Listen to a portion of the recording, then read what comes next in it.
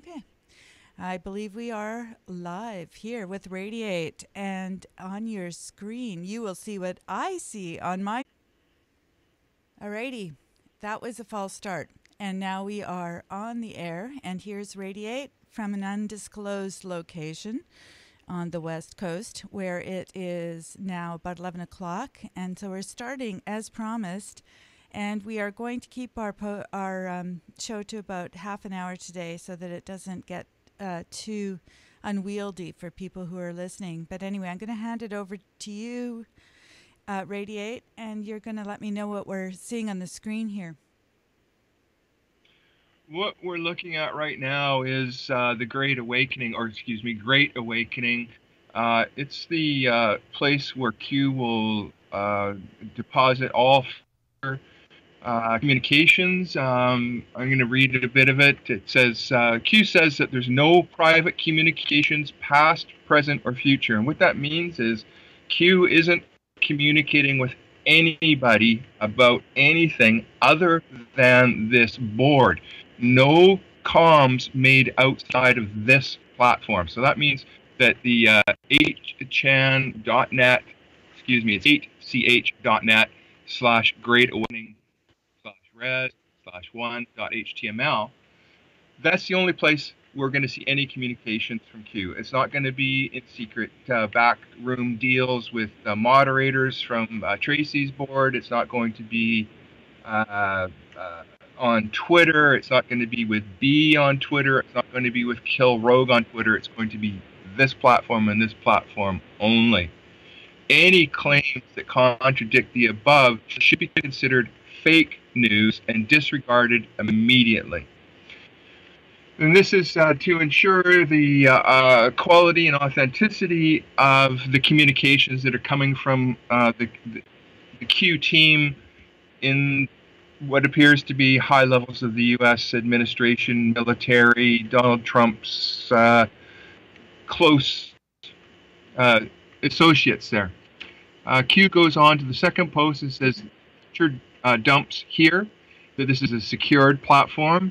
Interaction to continue on dedicated research board. Now that research board is where the people working on the chans will do their research from the information that Q drops. And I actually haven't brought that window up yet myself, so I don't know if anything's going on over there. This one that we're looking at is actually a couple of days old, but there hasn't been a lot of posts from Q because there's been some drama and some feels that needed to be settled out. And it seems like today's a brighter day. Tracy is back on the CBTS stream. She's tidied up the site and she's written up some rules and she's asked people to, you know, stay on topic, I think, is maybe a fair assessment of what the board is about and the direction that she would like it to go. She is, of course, welcome to express further clarifications to that. So there hasn't been a post from Q in a couple of days.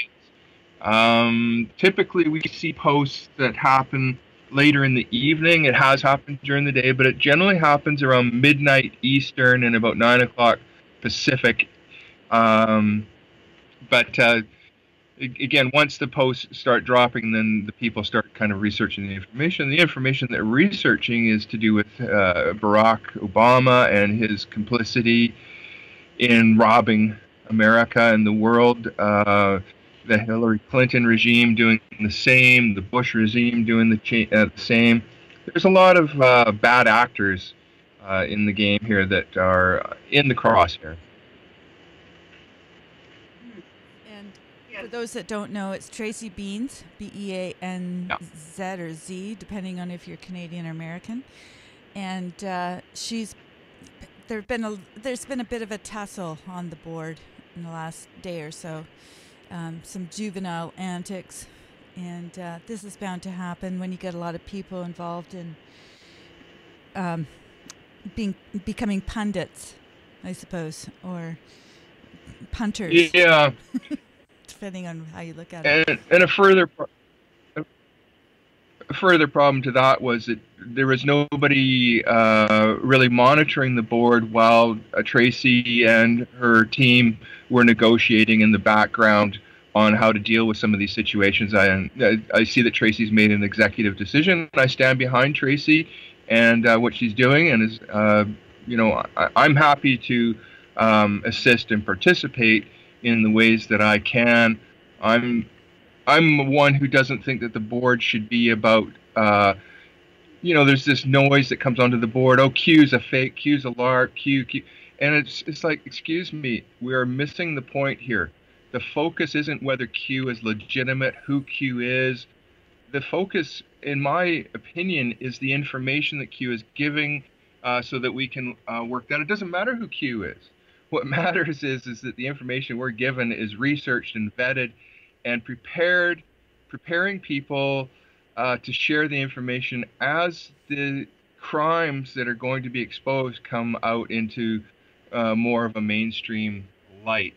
Mm-hmm. So, but we did have a lot of problem with shills and trolls and bots, and there's I think it's called the Apasta. I'm not sure if it's a pasta virus, but it's a troll program or a bot program. It'll come in and kind of harass you, and then if you respond to it, it'll give you kind of a computer generated response, and then it will go and start spamming other places on the board, and it quickly falls out of cordial discussion when these things are going on. We have a lot of people who aren't always familiar or well versed with the shenanigans of the opposition, let's call it. But it's everywhere. There's these people are sick. It's one of the things I've read. So that caused a lot of arguments and discussion and dissent and infighting, and then there was nobody to take care of it. Today looks like a much better and brighter day, and I was pleased to see that Tracy had come back on this morning and worked out some of the things for those who are seeking and who have legitimate interest and information in them. Right. Now, we were talking last night about just that, how part of the agenda, I suppose, is to break down the community and to get us all at odds. Now, I always look at this as, what if we were in a perfect world and we had every option and how to interact with each other? And maybe we could use those skills right now so that we could kind of create those kind of communities, even when we're in the midst of dealing with criminals and folks that want to sell us out, or treasonous folk, whatever it is, all those folks that want to break things up. What kind of strategies can we use to come up against those folks? Well, that is the question, and I don't,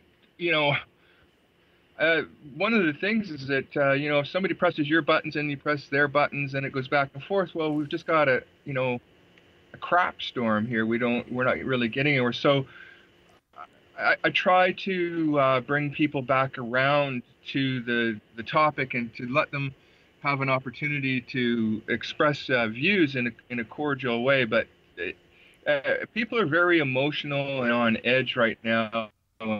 People aren't getting a lot of sleep. There's a lot of edginess going on, so it's easy for this to spiral out of control. And of course, that's what the opposition wants. They want us to crash and burn, and they would like to turn our research and our objectives into ashes. And of course, if we allow that infighting and that division to occur in the community, then we run the risk of losing this valuable resource that Tracy has put up for people. And as I understand Tracy's motives from her videos that I was watching before this board was created, is that she wanted to provide a platform for people who are kind of regular, average, computer users to view the information, have a discussion, find further information out, share what they know. I'm not one who thinks that she did this as for selfish reasons. And there was some allegations of that yesterday. So what's the latest when, we're looking at his screen here and we see famous flag raising. I believe that was on Iwo Jima. Just trying to think of what that image is from. It's pretty iconic, but I believe it was when fighting in the Philippines. Anyway, so there's a lot of symbolism there as far as what's happening right now, I would say. For those that are out there, we're having a little bit of a delay because Radiate is... Oh, there you go. He may have dropped out altogether for a moment. And so we're going to just go to something else. We thought this might happen. Sometimes he is just unable to get a good signal where he is because he's working, as he says, in a marine situation. And so what we're going to do is just wait for him to get back in touch, and I will get him back on the air for us. But meanwhile, I've got a couple of other articles that are coming out. This one from the Daily Wire. Shaw. Oh, here we go. All right, let's answer the call. There we go.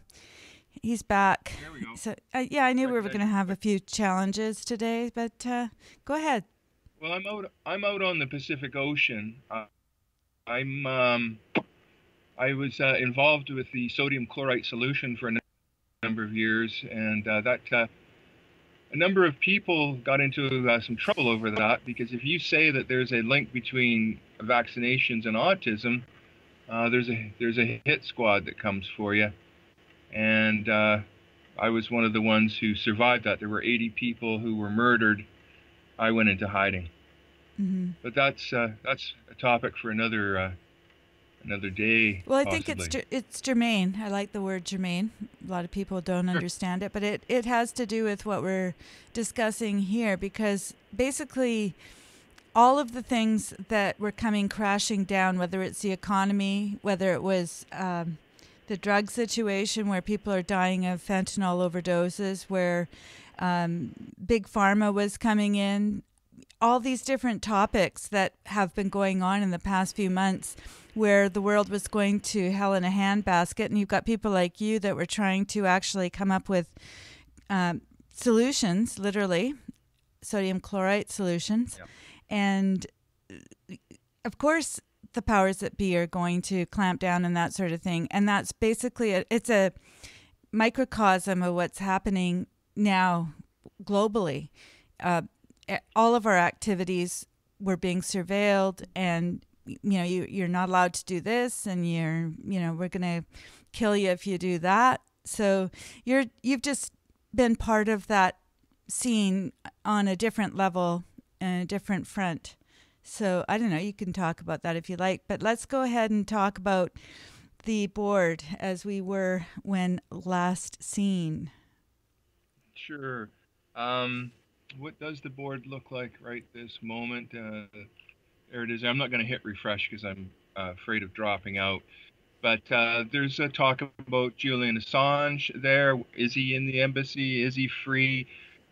We have a insider named QAnon, who is a lady in the southern United States, is our belief, who works in Intel or somewhere in the U.S. administration for longer than Donald Trump has been in, and she's offered information. But one of the things that came across the board yesterday was she was saying that Julian Assange had been in U.S. protective custody since October 2016.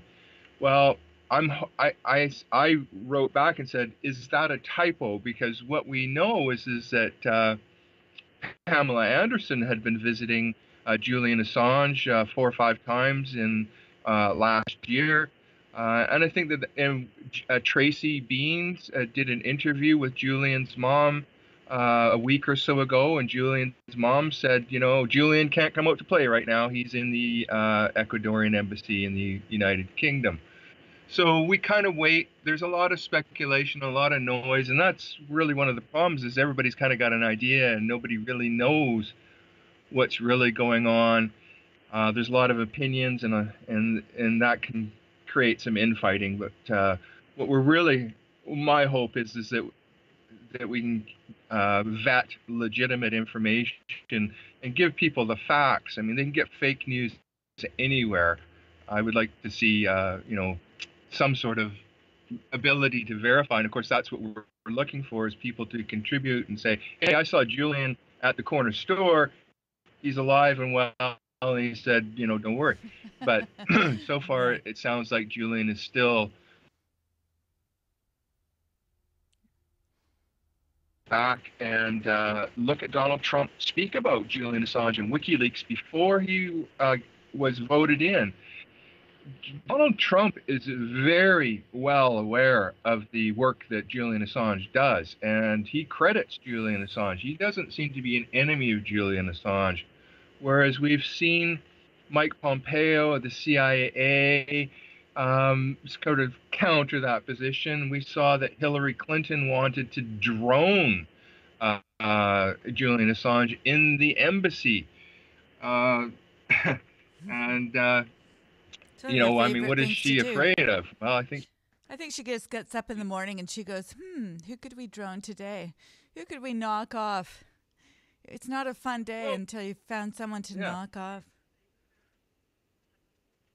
So she hasn't. I read a post on the CBTS board this morning that talks about how nobody has really heard from her or Bill regarding the fires at the Chippewa homestead.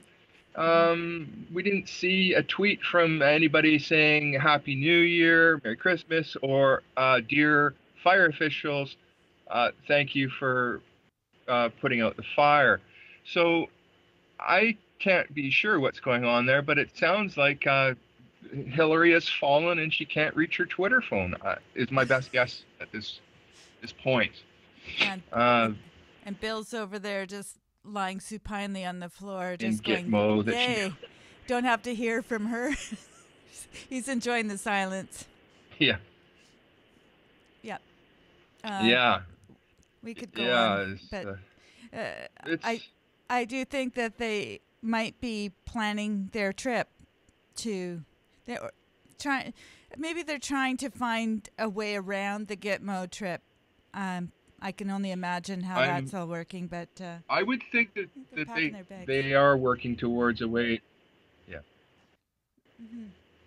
but I'm not really sure that there's a way out of it for her. One of the reasons why it's being held in military tribunal, court martial, military law is that this is treason and sedition. This isn't I stole your bike. These are serious crimes against the United States government, as well as crimes against humanity. So those higher ups, I think, are going to be seeing military tribunals. That is my takeaway from the reading of Donald Trump's or President Trump's executive orders. The one issued on the 21st of December to do with human trafficking and corruption in the voting arena. I read this morning that there was 1.8 million dead people who rose from their graves and got out and voted for Hillary in the last election. And I thought, wow, what a following she has. The dead, the living, the black population. And so there you go, the black vote. Hillary had always been entitled to the black vote. And we saw a video come across CBTS the other night on YouTube going, damn, woman, you don't know us like that, in reference to Hillary thinking that she was entitled to the black vote. But unfortunately, what it looks like is not only were they hijacking the black vote through the George Soros voting machines, but it also looks like the black population is a organ farm that and they farm them out to the sex trade traffic or Hmm. to organ trafficking scenarios. And I don't want to go too deep into that, but that is the information that I've been reading. And so I'm very interested to see how Donald Trump, President Trump's, the advisory committee on the uh, uh, election fraud was closed down, and it went to not it went to Homeland Security, so that those guys will now overlook it. They didn't get the information that they wanted. There were a number of states that weren't participating, that weren't feeding back, that were just um, you know not working with the program. They're working against it or ignoring the legitimately elected we the people president of the United States. Mm-hmm. So sedition and treason, I think, are going to be things that people know the meaning of here by this time next year. Right. And I'm looking at the board here on Reddit, and I noticed that it says that Assange tweeted today. And I'm just wondering if you've read that particular comment, because that seems like something that is germane to this conversation. Whether he is actually, so a lot of people say that he's in Switzerland. Some people say that he's actually in the States now. So it's interesting that he continues to tweet, unlike Hillary. Have you read that? Obviously, you're reading it right now, but had Well, you I updated have it yourself on open, that? and I have it open, and I think I clicked on it earlier to see what the tweet was. Do you see the tweet yourself? What the wording is? I can take a look.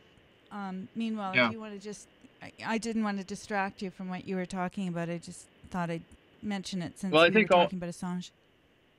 Yeah, sure. I think that Julian Assange is one of the modern day heroes in that he is a truth teller, and he's in this hot water because he's been given legitimate information that has been derived from various sources and various governments around the world. Julian Assange, I don't think, really has officially, he doesn't have an agenda other than the truth. Behind the scenes, I think he might be a little bit pleased to see Hillary brought to justice, and we're just going to have to kind of wait that all out. But uh, Julian has been exposing the crimes of the DNC, of the Podestas, of Hillary, of the Clintons, the Bushes. That's really kind of the focus. I think that the reason being is that you really have to look at the head of the snake and deal with it. Dealing with the lower levels on this isn't really it doesn't solve the problem. So a lot of people are nervous and anxious and short, not short on patience. But this corruption that we're dealing with is hundreds, if not thousands of years old. It stems all through human history, the satanic ritual, occultism. These nefarious and bad actors have been with us a long, long time. Finally, we have a president with the will to take these people to task. And that was what we saw in 2016 when roughly 65 million Americans rallied behind someone who wasn't a politician. And they didn't rally behind him because he had The Apprentice. They rallied behind him because he carried a message, and that message was the end of corruption. Uh, Joan, I don't know. Maybe you can put the link up, but there was it's very interesting, the Trump presidency, because it's full of prophecy as well. And I posted for Joan last night a video on a preacher 10 years ago who predicted that Donald Trump would be president of the United States and that he would bring it about, that Trump would trumpet, that he's the hand of God is working through Donald Trump, the POTUS right now. It was very interesting to see that this was 10 years ago that was said. Another thing for our viewers, if they're unaware, is that there's a book, I think it's The Adventures of Baron Trump, which was written in the 1890s, so over about 125 years ago. It talks about Baron Trump, the main character. It talks about Don Trump, and the address to where they live is the Trump Tower today. those are kind of eerie coincidences, if there is such a thing as a coincidence. And people can find that on the web by searching, I think it's The Adventures of Baron Trump. I'm just And I'm just posting the prophecy link, and so people yeah, can great. you should be able to access it right now. It's Yeah, in I the think that description. people, I think they'll enjoy hearing what is being said there. Yeah, it's pretty amazing. It's well, you've had a bit of a. I mean, there's a lot of personal growth that takes place through this process. A lot of Yeah, learning that takes place, and we were talking last night about the fact that as you gain a number of years and perspective, that you're able to look back and have a lot more wisdom on things, yeah, life overall. But in particular, when these kind of situations come up, we take things in a little yeah. bit differently. So maybe you want to mention a little bit about your process there, because some of us didn't really understand the Donald Trump thing, and if we were open to it, or if we understood that this might be a change, just a sea change, or whatever the current parlance is Yeah, for that. as Sarah Westall says, a business game changer. Yeah, it's a game And changer for Sarah the has some world for sure. steps. Yeah. We humans, we tend to be kind of, in our youth, we tend to be more left wing, liberal, live and let live, everything goes, let's try this, let's do that. As we age, we seem to grow into the wisdom of our years, and we tend to find ourselves, excuse me, we find ourselves more conservative leaning as we age. And as we all grow through the experience, the school of life, I just think that that's part of the program. So, what we have is we've got a lot of people on the left who maybe haven't grown through the years of experience to be able to really understand what is going on in the bigger picture. And of course, the education system of Marxism that has been going on in the United States for decades, and we have this Soviet video of the Soviet defector who said, the plan is to divide and conquer your nation through your education system and your social media, these sorts of things. And I see that is happening. The left, and I recognize these are old terms for some of our viewers, but for many, the terms left or right still mean something, and I find myself using those terms occasionally. But the left is more emotional. Um,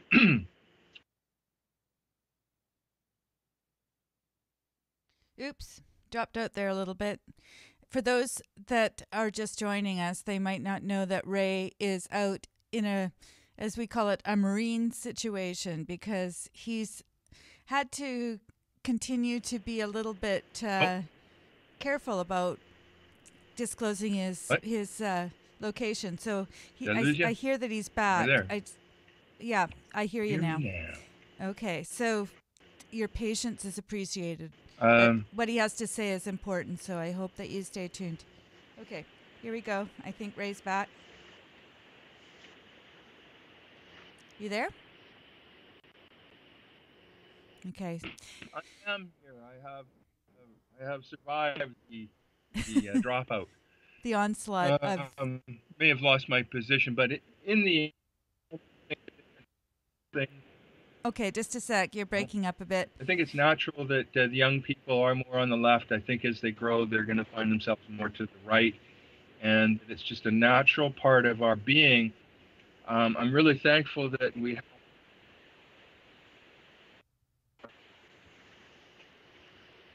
Yeah, that's what I do. I'm breaking it up. Yeah. Well, So we could. uh, at least there's an opportunity, or at least hope now that something. Okay, so we're having a bit of a hard time. So I think we might have to Let's.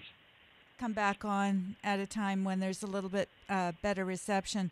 So again, Ray's out he's basically catching as catch can when it comes Sure. to All right.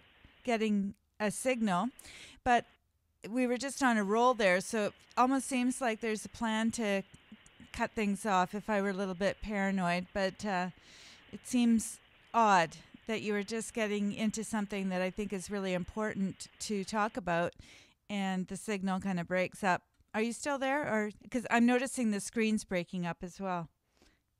So again, for those that don't know what's going on, Radiate is sharing his screen with us, and that's one of the ways that I can kind of tell how the signal's going, and it also helps us to know what he's been looking at. He's on all the different sites and monitoring things for us, keeping his eye on the ball as we go about our daily business.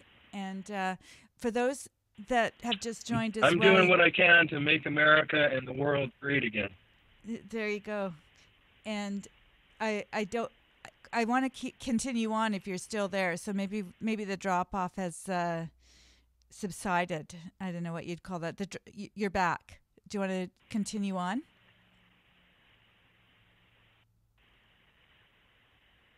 Yeah, it's going to be a bit of a challenge, I think.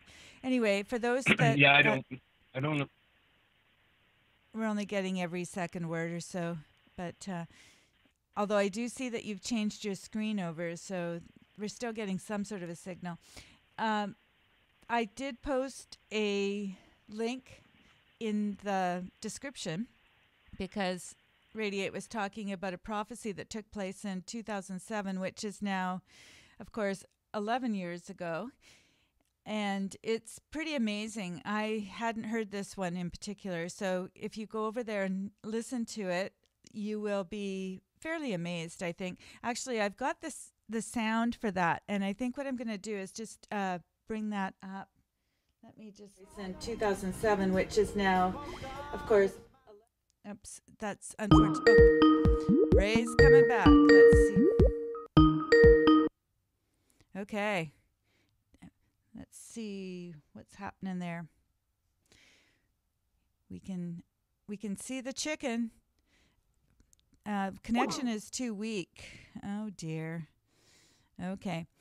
Well, let's move that off and move this on.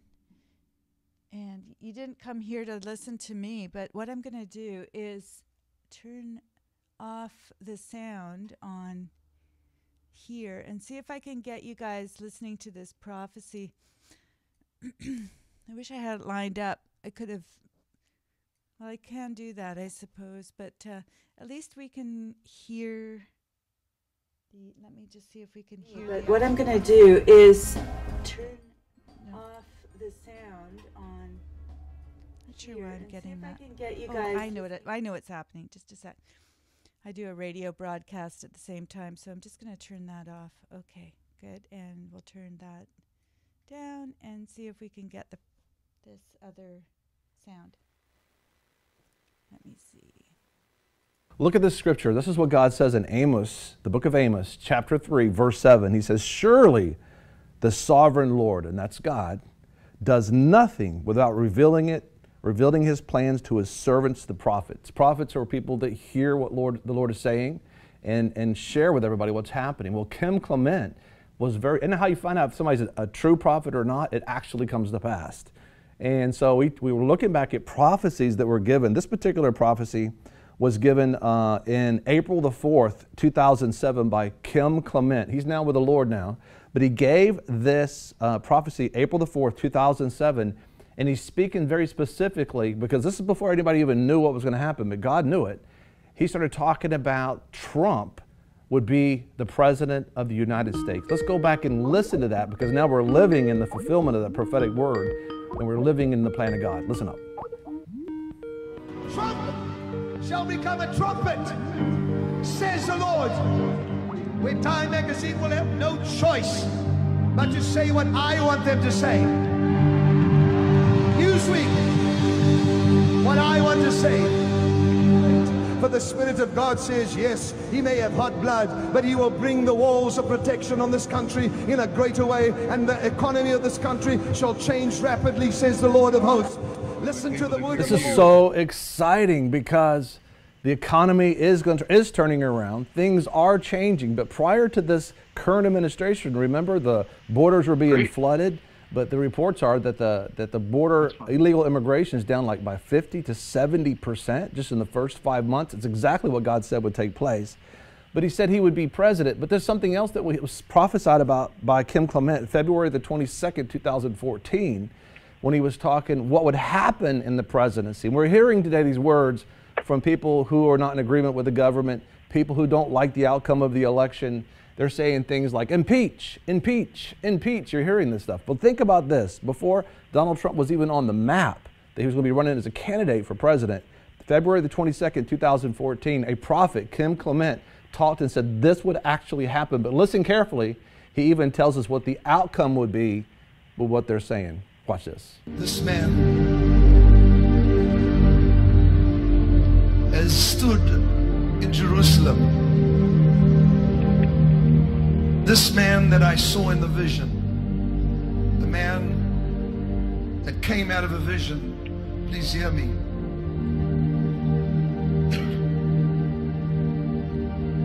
I was standing in my garden. Suddenly the Spirit came and removed from my eyes scales. I was praying for America and I was praying for Israel. Nothing unusual. And suddenly behind me, starting behind my back, going in the form of an arrow, were hundreds of thousands of people. And I turned around and I was stunned at what I saw. I have This some was Julian not just a news. mere dream, but this was a vision. And so I raised my hand like this, and every one of them raised their hands. I looked back and they were doing the same thing. I shouted, and they all shouted. They were one. They were one. One party. One party of people.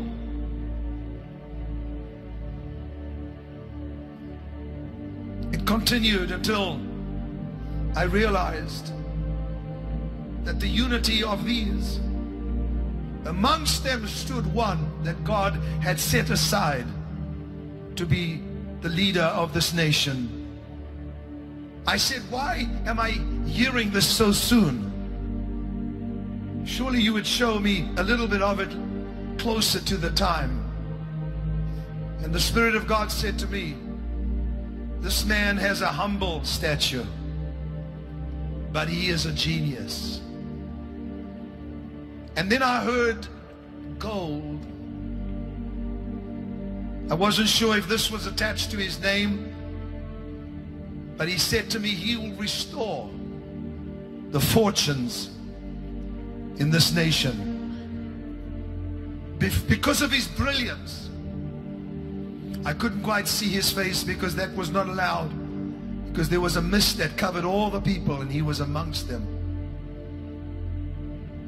And the Spirit of God made me look at him, and he said, this man will throttle the enemies of Israel.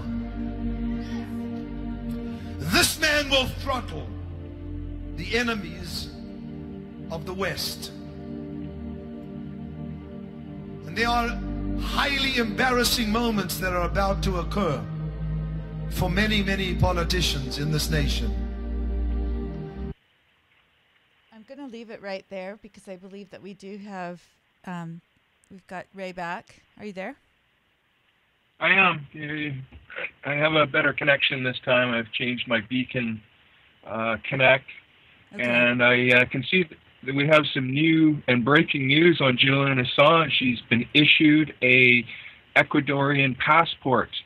I'm reading that he's going to be extracted to Switzerland but we just don't know that that's true or not. But it does appear that it may be true that Julian Assange is going to be moving, and that things are moving in the right direction for him. It was disturbing to see Pompeo and the CIA and those actors talk about him being an enemy of the state when Julian is a hero to the free world. And so is Snowden, Binney. I mean, there's a countless list of people who participated in this evolution of our state of being. Mm-hmm. Mm-hmm. So, but yeah, I'm reading that he's been granted an Ecuadorian passport. There was a picture of him that he tweeted in the last little while of himself wearing the jersey of the Ecuadorian soccer football team, is my understanding. I was trying to get that onto the screen and has not been successful yet, but I did download it. So for anybody that wants to go over to Twitter, Julian Assange, you can see it for yourself. It's just... You should be able to see it now. Pardon me? Can you see it now on my screen? Not quite yet. Let's just see. Let's go over there and get you up and running. Okay, so nope. I've still got a black screen at this point, but I'm sure that it will come up. All right. Have you your screen sharing? Well, when you see, I am. But it's right now. It's just black. So let's try again. Have you hit share the screen? I have. So let me try it again. Did that do it? Not quite. But I did hit stop. Sorry. Let you talk. You go I'll ahead. tell you what. I'll tell you what I'll do. I will paste you the link, and you can put it up for the viewers. Okay. Good plan. We're, as I say, this is definitely live and in real time, so we don't always have time to get everything together.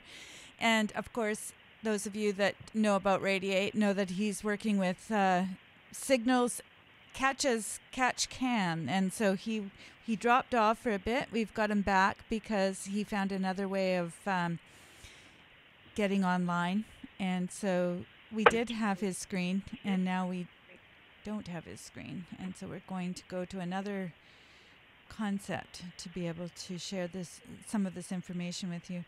So let me do this, and indeed, I think he has shared. You know, I can actually find this. Oh, there's Twitter. Okay. Jerome Corsi. Should be in the link there. Okay, I see Jerome Corsi for some reason. Let me... Yeah, that's because Jerome Corsi retweeted the Julian Assange tweet. I see. Okay, so on my other computer, I actually have the one that he did, the original. Let's just go with this. And this is Jerome, of course. He's been doing a lot of amazing work. Jerome has or Mr. Corsi, as I should call him, he has an amazing background in intelligence and has been helping to deconstruct some of the QAnon stuff that we are seeing online, and he's done some amazing stuff. So it says, Julian Assange, 1 hour ago, tweets picture of himself in yellow Ecuador Marathon FEF soccer football jersey. And 10 days of darkness, meaning Ecuador worked with Julian Assange to extract him to Switzerland. And now he's the one that told me, Jerome Corsi, told his audience that they were going to have him go to Switzerland. So then now I remember that was where that information came from. So for those in the audience, that is the newest breaking news from Julian Assange, and that was about an hour ago. So I think that I read that President Trump is going to Switzerland in the near future. Do you know anything about that? Oh, I heard what you heard. I don't have any Yeah. tentacles Yeah. in Okay. the deep state. Yeah. But yes. Well, the deep state has tentacles in you, I'll tell you, and every one of us, and that's what we're working at capitulating right now, is getting rid of that octopus of satanic ritual, criminal abuse, crimes against humanity is really what we're going for here right now, and you'll see that term probably quite a bit this year is my guess on it. Mm-hmm. This is what is it, National Anti-Human Trafficking Month, and while that's not a new thing, what's new is that President Trump has issued the executive orders on that and declared a state of emergency, and I will not be surprised to see a major roundup of the criminals, and we are seeing reports that there are all kinds of people being arrested and detained on this, but what we're not necessarily seeing is the big names in it. We have seen some big names. So again, how do you take out the top? You start working at their base and taking out the people that are in the rat lines and in the hierarchy of it, and you work your way up to the top. And you know, I had a thought the other night that, boy, if they do this, they could erode the satanic side so badly that those guys kind of sort of acquiesce and kind of sort of turn themselves in, that there's nowhere for them to go. They're kind of running right now and trying to hide. And as we take away their ability to do so, I think that, I think that we're going to see some suicides. I think we're going to see some people escape justice, but I also believe that we're going to see a number of people brought to justice on this. I know that David Seaman and other reporters have been talking about this for a long time. They've taken a lot of heat from people saying, oh, that's not happening. Well, it appears that it is happening, but you have to dig deeper. You're not going to see it on CNN. You're not going to see it on the mainstream news. You're not going to see it on the tentacle arm, the propaganda arm of the deep state, which is, of course, media. It's the pharmaceutical industry. It's banking. It's their tentacles are in everybody's lives, and we have been robbed our entire lives. Our entire lives, we've done nothing but work for these people, and we go to work every day, and then we pay our bills and our mortgages and our bank loans, and that money was imaginary money, and we pay them real money. We've been enslaved by this system, and they knew what they were doing when they ran the Bankers' Bill of 1864 and then the Federal Reserve Act of 1913, where we're under a fiat currency. One of Joan's guests in the past has been the great and honorable Bill Still of the Still Report, who also not only did the Money Masters in 1995-96, 3-hour documentary on how money works and how we've been all enslaved, but he went on, what are the other ones that he did? Is that Jekyll Island and something about Oz? It's on Bill's website anyhow, and he's actually, very, Yeah, Bill, he's got the Still Report. I like the way that he phrases it. This is Still reporting from Washington, and he's changed it a bit. Now I'm trying to remember what the tagline is, but he was being a little bit more cynical lately. From the swamp. From the once free state of the world, or something like that. Yeah. But he had to move about a month ago because he was being harassed and doxxed where he was. So he's kind of gone into hiding himself. I don't think he has a boat on the Pacific Ocean. I think he's on the other side. But that's how I dealt with it. I went to sea. Sorry, go ahead. No, I was just saying I went to sea, SEA. I went to sea. Yes, you had a sea change. Yeah. Yeah, you decided that things would have to go a little bit farther afield, as it were. So you're going from place to place, which I think is a great idea. For some of us, for me, I just drive an old vehicle that supposedly can't be tracked. But then, of course, if you take your cell phone with you, then you're SOL. It doesn't really matter. I think we're small fish. At this point, they're quite distracted with the big folks. Yeah. But all of us that are in this are quite aware of the stakes. I'm pretty sure that there's not one person that is actually understanding what's going on here that doesn't also understand that these folks are serious and they're willing to do anything to get rid of their opposition. But I think as the opposition becomes exponentially larger, which is why we're doing this show and why so many people are doing shows like this, is to get more and more people involved at whatever level they can do, whether it's just letting their friends know about this kind of show where they can come in and ask questions or get information on an up-to-date basis. I am looking to see if there are any questions from people because Radiate has been doing a lot of research on this. So for those that have not been able to stay up to date, this is a good opportunity to do that. And that's why we're doing this. This is why Radiate comes and tries to find some way to communicate with the outside world. He's just patching in to whatever Wi-Fi he can. And that's why he did get lost there for a little bit, but I noticed that the signal's a lot better now. So yeah, it is. Somebody was kind enough to let me know what Bill Still's tagline, which is formerly free speech capital of the free world, Bill Still. Okay. Yes, thank you very much, Jay. Mitch 44827. These are not Thanks, easy Mitch. names always. Jay Mitch. I'm not sure. So that's an Mitsch, so I could have that wrong. But thanks anyway. You know who you are. Yeah. And apparently a Dr. Jerome Corsi fan as well, so ear to the track. Yep, great.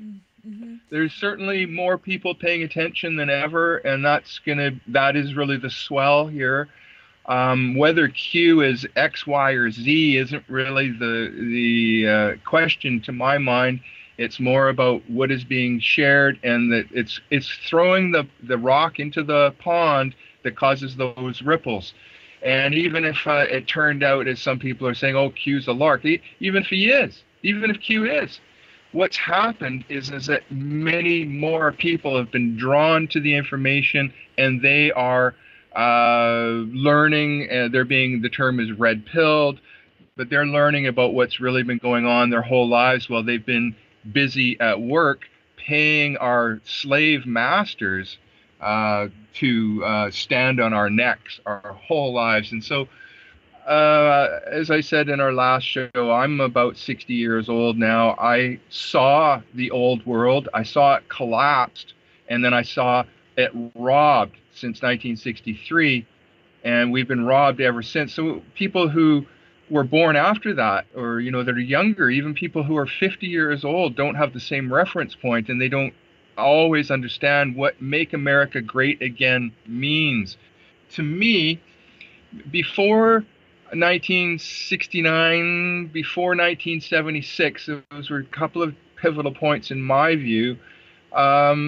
America was making its own cars. It was making its own toasters, and it was making its own products. And American workers and families were getting up in the morning, and they were going to work, and they were living the American dream. And houses in those days were $32,000. In 1972, they're about $32,000 to buy a family home. Today, you can't buy a dilapidated family home for $320,000, and the cost of living has gone up horribly high. Between 1956 and 2010, the cost of living indoors, as I put it, has gone up 375 times, whereas the wages between 1956 and 2010 had gone up only 10 times, from $1 an hour to $10 an hour.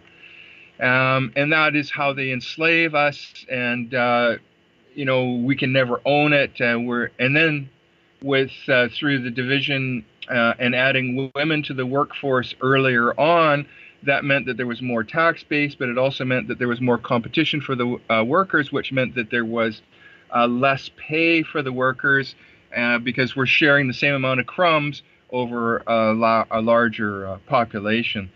It's a masterful plan that many people have exposed. Bill's still absolutely one of my heroes in the way that he came out very early on this and did a researched and vetted documentary, The Money Masters.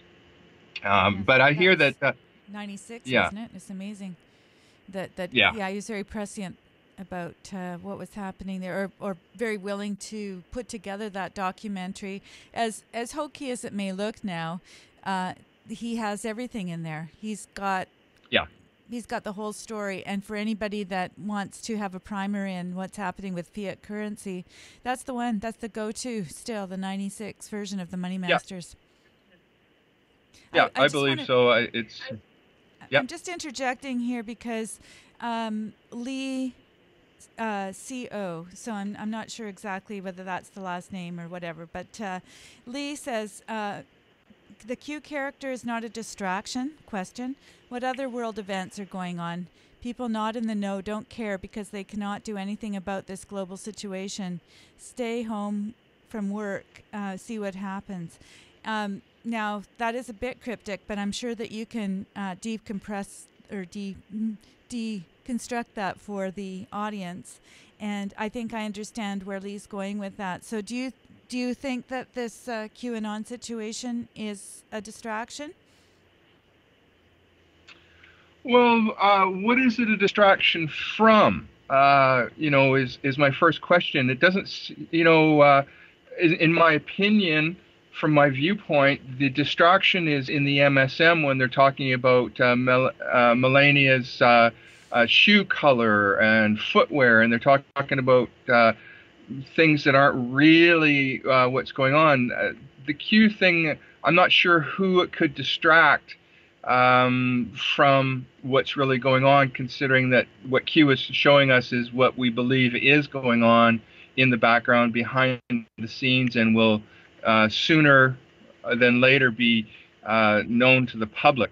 But there absolutely are distractions, and you can find them on your TV, on MSM, your newspapers, your magazines, all of the media, the major media networks and outlets. If you type up any story that you want, you'll see that everybody reports exactly the same story. It doesn't matter where they are in North America or sometimes around the globe. They all report the same story, but they just have a different web address.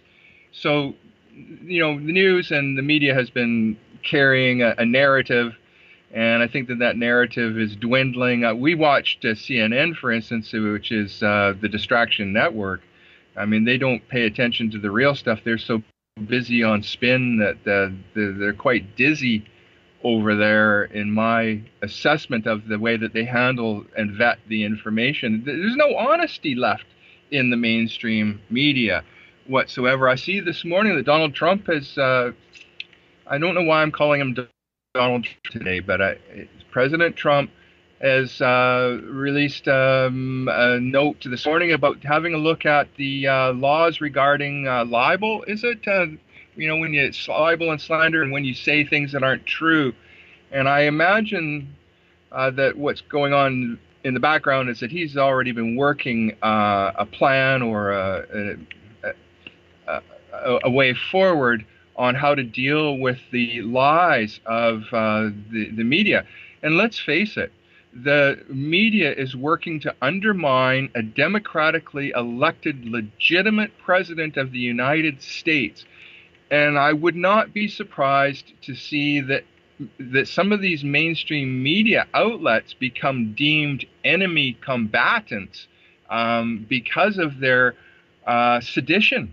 Sedition, of course, is undermining the elected government. And in the past, for the past 40 years, there's been kind of this sort of lackadaisical attitude towards that. And that has been because the left agenda has been in control of the narrative. They lost the ball November the 8th, 2016, and there's a new sheriff in town, and this man, Donald Trump, President of the United States, has the will and the intelligence to go ahead and bring this sham down, if you will. Now, a distraction, thank you, Lee, for offering the key word, is the way that the mainstream media is looking at Fire and Fury, a whole Bannon episode, which may be a chess move on the part of Trump and Bannon and others.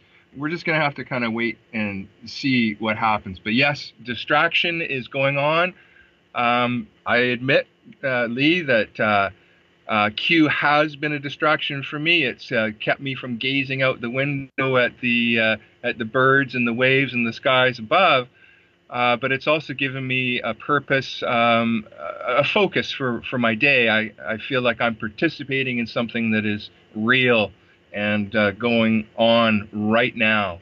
And, you know, I reserve the right to be wrong about that.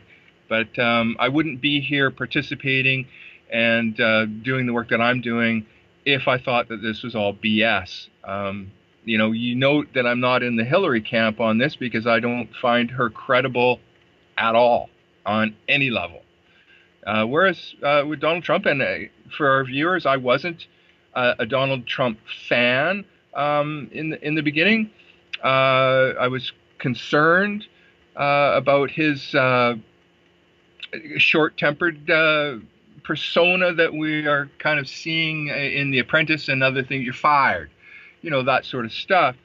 But he absolutely was the lesser of the two evils, and I don't believe that Donald Trump is evil at all. So, but the media is going to distract us. The big distraction, look over here, look over there, while we do this.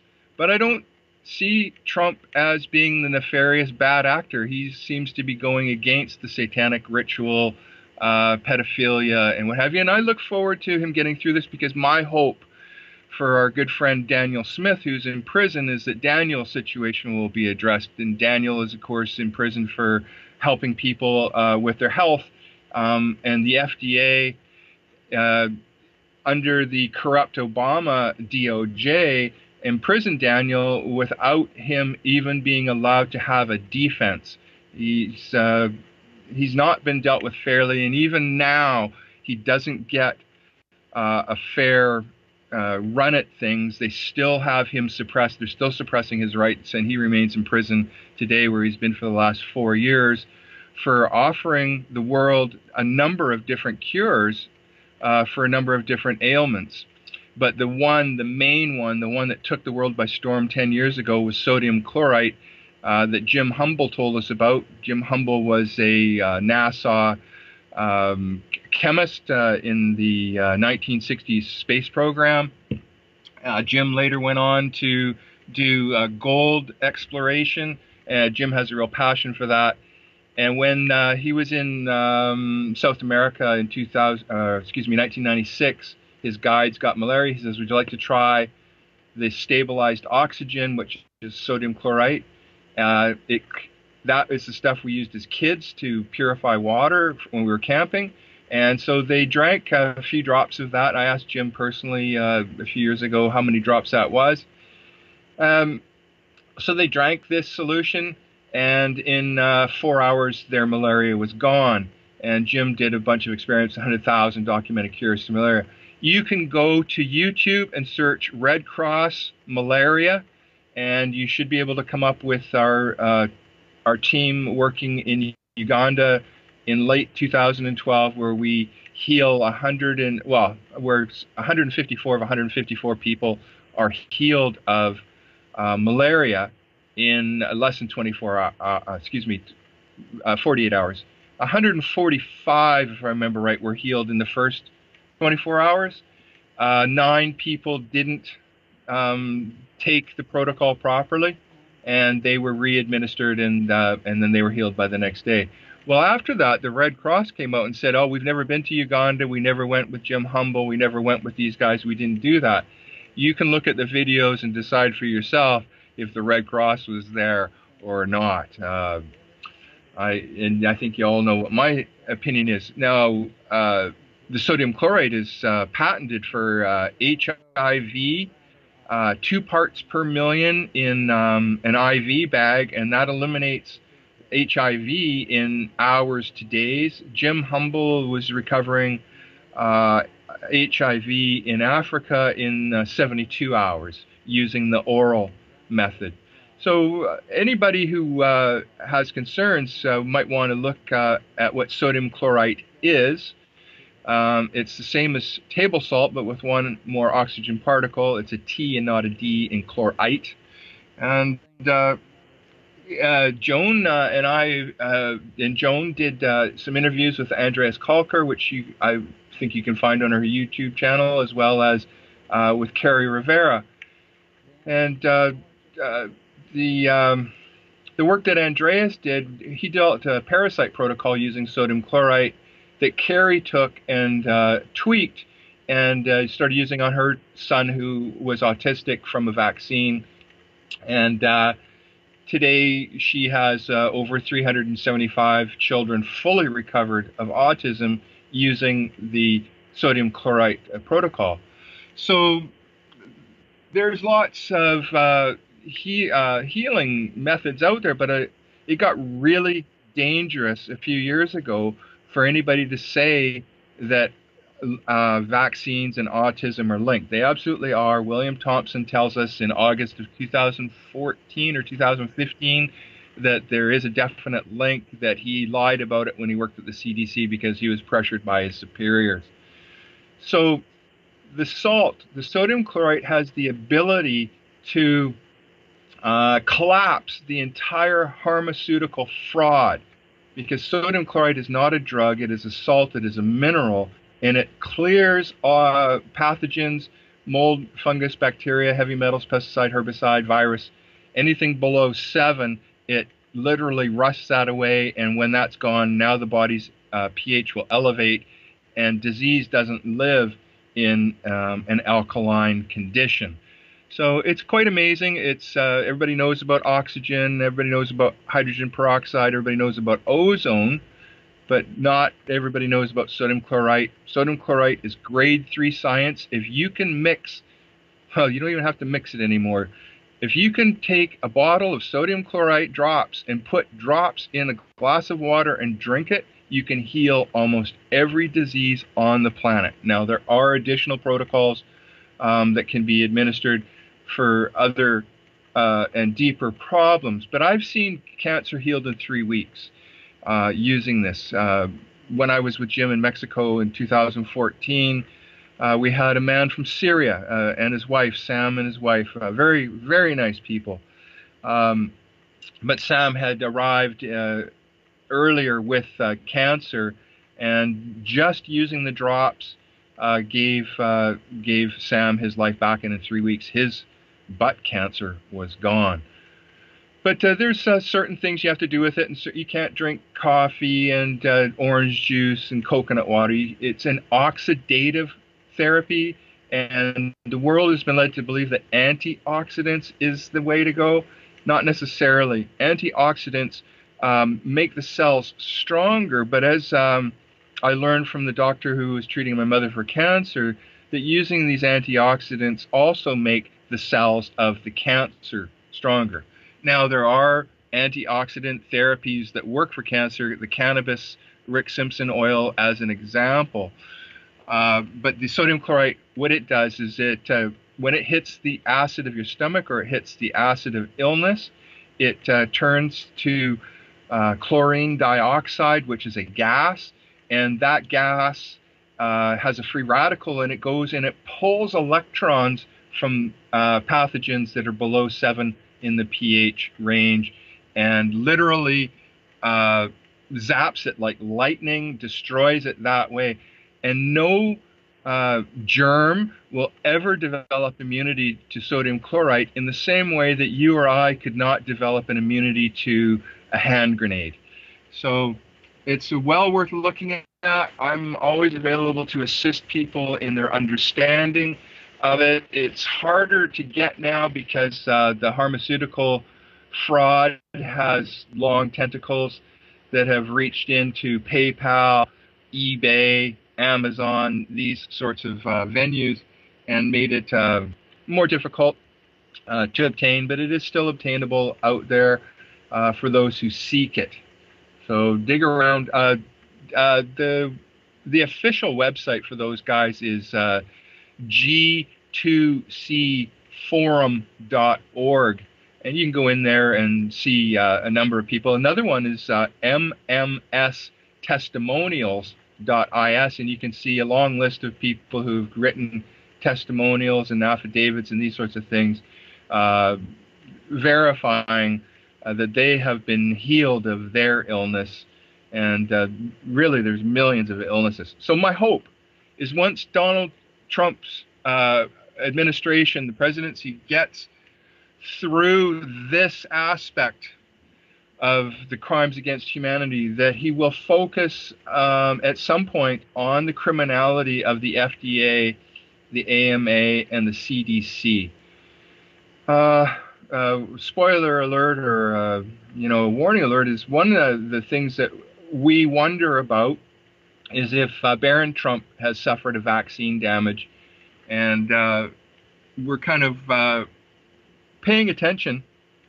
Donald Trump set up the Robert Kennedy and was it Bob De Niro? I think it was those two guys a year ago to look into it, to head up a team and to have an investigation into it and report back to him. And I haven't had time to look back in on that. I saw today that Bob De Niro has been using the F word for Donald Trump again. But, we all have our opinions, but let's set our Donald Trump hatred aside and let's look at the policies that are being implemented, and let's look below the surface. Let's not be distracted, thank you, Lee, by MSM and by fake news and by spin and narrative and editorial pieces. Let's go, as I was saying on our last show, I think it was, if we consider the subject matter to be a horse, well, you can get your information from either end of the horse. I prefer to get it from the horse's mouth. And whereas I consider the media is the other end of this, and you're not going to get the truth from those guys. In fact, you can go and see ABC's Brian Ross, who's been demoted and did the hit piece in the fall on the Trump administration. I forget the exact details of that. Brian Ross also did the hit piece on Daniel Smith, and I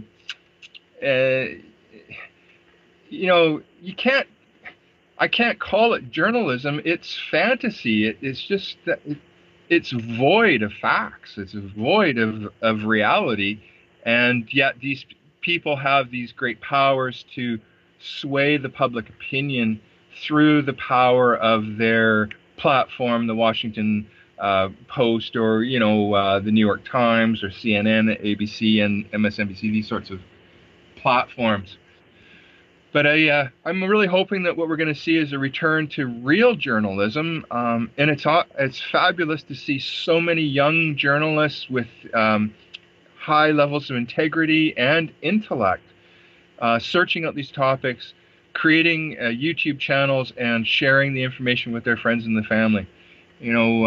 My generation, we're coming to the end of the work that we can do. I had the same criticism of my forefathers' generation, and where were you guys? What did you do? How did you let all this happen? All I can say to our younger members is that, it's been tough. And when you're a slave to the system, and when you want to have a wife, or it's not necessarily a wife, but a family, you kind of end up being drawn into the game because you got to buy a house, you got to live somewhere, and now you step onto the treadmill, and you're on that treadmill for 40 years or whatever. It's really hard to be active as people have the opportunity when they're younger. So even though while we're younger, we tend to have more of a left-leaning social construct in our personalities and in our views. I can offer you that as we age, those views do change. I was really surprised by that myself, in knowing how my views had changed over the years from a much more free and liberal to a more conservative standpoint. But I want to clarify that to have a conservative standpoint doesn't mean that you're pro global corporatization, or that you're pro a religious organization, which the right has been labeled. I found out through the SJW, LGBTQ, the MGTOW, that sort of investigation, and Jordan Peterson, I found out that a year or so ago I woke up on the right side of the bed after thinking for almost 60 years that I was on the left side of the bed. So it's interesting. It's interesting how we grow. What I like about you is that I can just sit back and listen to everything, and it's all new. There's of course some things there that I've heard before about MSM and Sure. MSM and I get confused.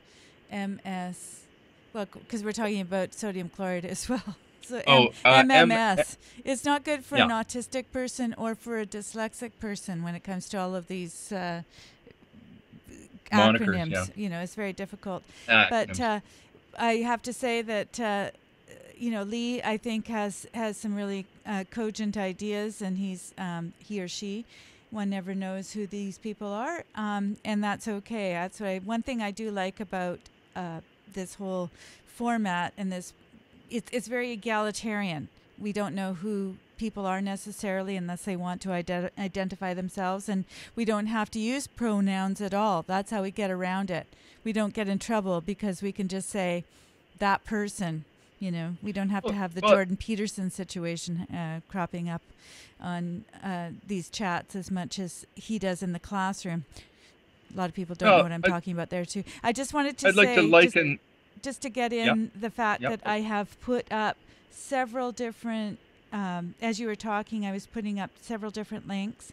So in the description, you will find as a resource, rather than putting it in the chat, the Red Cross film, or I guess leaked video that Radiate referred to earlier. I also put up a link to my interview with Kalker, Dr. Andreas Kalker. Now, he is not a medical doctor. He's a researcher, which is a much better situation in his case because he's doing research into sodium chloride. And in Europe, they've actually seen it as a protocol for many different situations, not the least of which is Lou Gehrig's disease, which is ALS, and Radiate and I know of just such a person, and he was good enough to go and speak to my friend who is on life support and has been one of the longest survivors of ALS over the years, and that's a whole story unto itself, which we won't go into right here,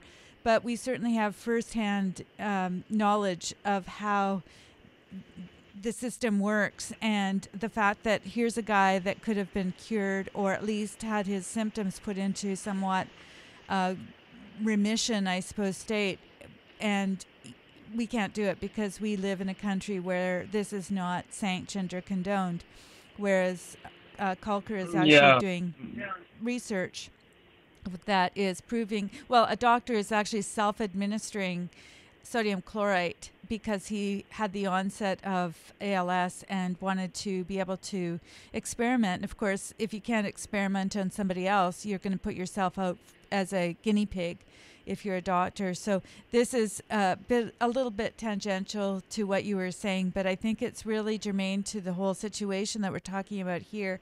For skeptics who think that this is a distraction, and I totally understand that because I'm skeptical myself, but I think it's a lot better than sitting back and looking at the world falling apart and seeing that people like Daniel Smith are being put into jail for doing this kind of work. It's become dangerous to inform other people of possible potential solutions to their problem. And so I've put Stand by Daniel Smith. There's a a website there that I have posted as well. I see that Radiate is also giving that to me, but I've already got that. I'm one step ahead. Great. While you speak, I try to put these things into the description so that they will be a resource for people who are listening to this video and for people that want to share any part of this video. Now, I know it's gone long, and that's okay, because I think we're talking about things that go long. And so if there's any part of this video that's useful, then feel free to download it and take that part. You can always go to one of those sites online and download the video, take the part that is useful to you, and send it along to somebody that might find it of value. And feel free to also take the links that are posted here and include them with your version of this video. All we ask is that you give credit somewhere so that people will know about Radiate's work. We're doing this out of the fullness of our heart, not the goodness, but the fullness, because we want to be able to share these things. These are things that people like Radiate and I talk about till 2 o'clock in the morning anyway, so why not share them with those on the net, on the interwebs? Yeah. And I also wanted to point out that I do have a Twitter account, and it's TipsOkay, TIPSOKAY, and I am not so much of a Twitter person, but I plan to be a bit more, and I'm hoping that Radiate might participate with that as well, because I want to make that a little bit more interactive with people. So Yorita, or is it Jorita? Thank you so much for the links to reading about the sodium chlorite. Well, you are very welcome, because we want to get this information out. We didn't start on that trajectory, but it moved that way. And if you want to take a look at the interview with Dr. Andreas Kalker, I noticed that it's up near 100,000 views at this point, because people are really wanting this information. If you want more personal information about situations that are related to you and your health, I think that Radiate would be willing to get back to you. And I'm thinking that maybe we should do a Twitter that's dedicated to that. What do you think? Yeah, I'm happy to do whatever it is that needs to be done to get things in the right direction. I'm not one that's very good at just waiting for somebody else to do it. If I see my way forward, I'm going to try and advance my way forward into helping people. And I'm not doing this for money, and I'm not doing it for glory. I'm doing it, in my perspective, because I believe it's the right thing to do. I've watched the pharmaceutical corporations murder my mother 10 years ago with their chemotherapy and other shenanigans. And that's actually how Daniel Smith got into the game. He actually watched them murder his mother as well. Daniel and I share that in common. I want to speak to Lee, comment you made a bit ago about Lee. We don't know who Lee is. We don't know who Lee is. We don't know if Lee is male, female, or somewhere in between, or both. And it doesn't matter. And that's exactly the same sentiment that I have with our friend Q. It doesn't matter who or what Q is. It only matters as in Lee did. Lee came forward and gave us some information. Thank you. That's all I want to do with Q, is take the information. If the information turns out to be bogus, great. I'm willing to accept that. I haven't found the information to be bogus yet. There seems to be a parallel between the Q information and reality as I understand it. So we continue to monitor the situation, and the good fight is one of the terms that comes. I don't like the fight word. You've heard the term, freedom fighters. Well, I've never liked that term. But for a long time, I've considered myself a freedom pioneer. And I think that sometimes when we change the vernacular, I think that we head in a different direction. And sometimes some of the words that we choose are limiting or self-defeating. And that was one of them. But there are many great people in the world who are working towards freedom and fairness and justice and equality for all. I don't think we need feminism or LGBTQ SJW to bring about, and I don't think that we would ever get equality under their direction. But I do believe in equality for everyone, race, color, religion, and what have you. The problem is that you can't necessarily always mix oil and water and have a good outcome. And so there's different cultures in the world.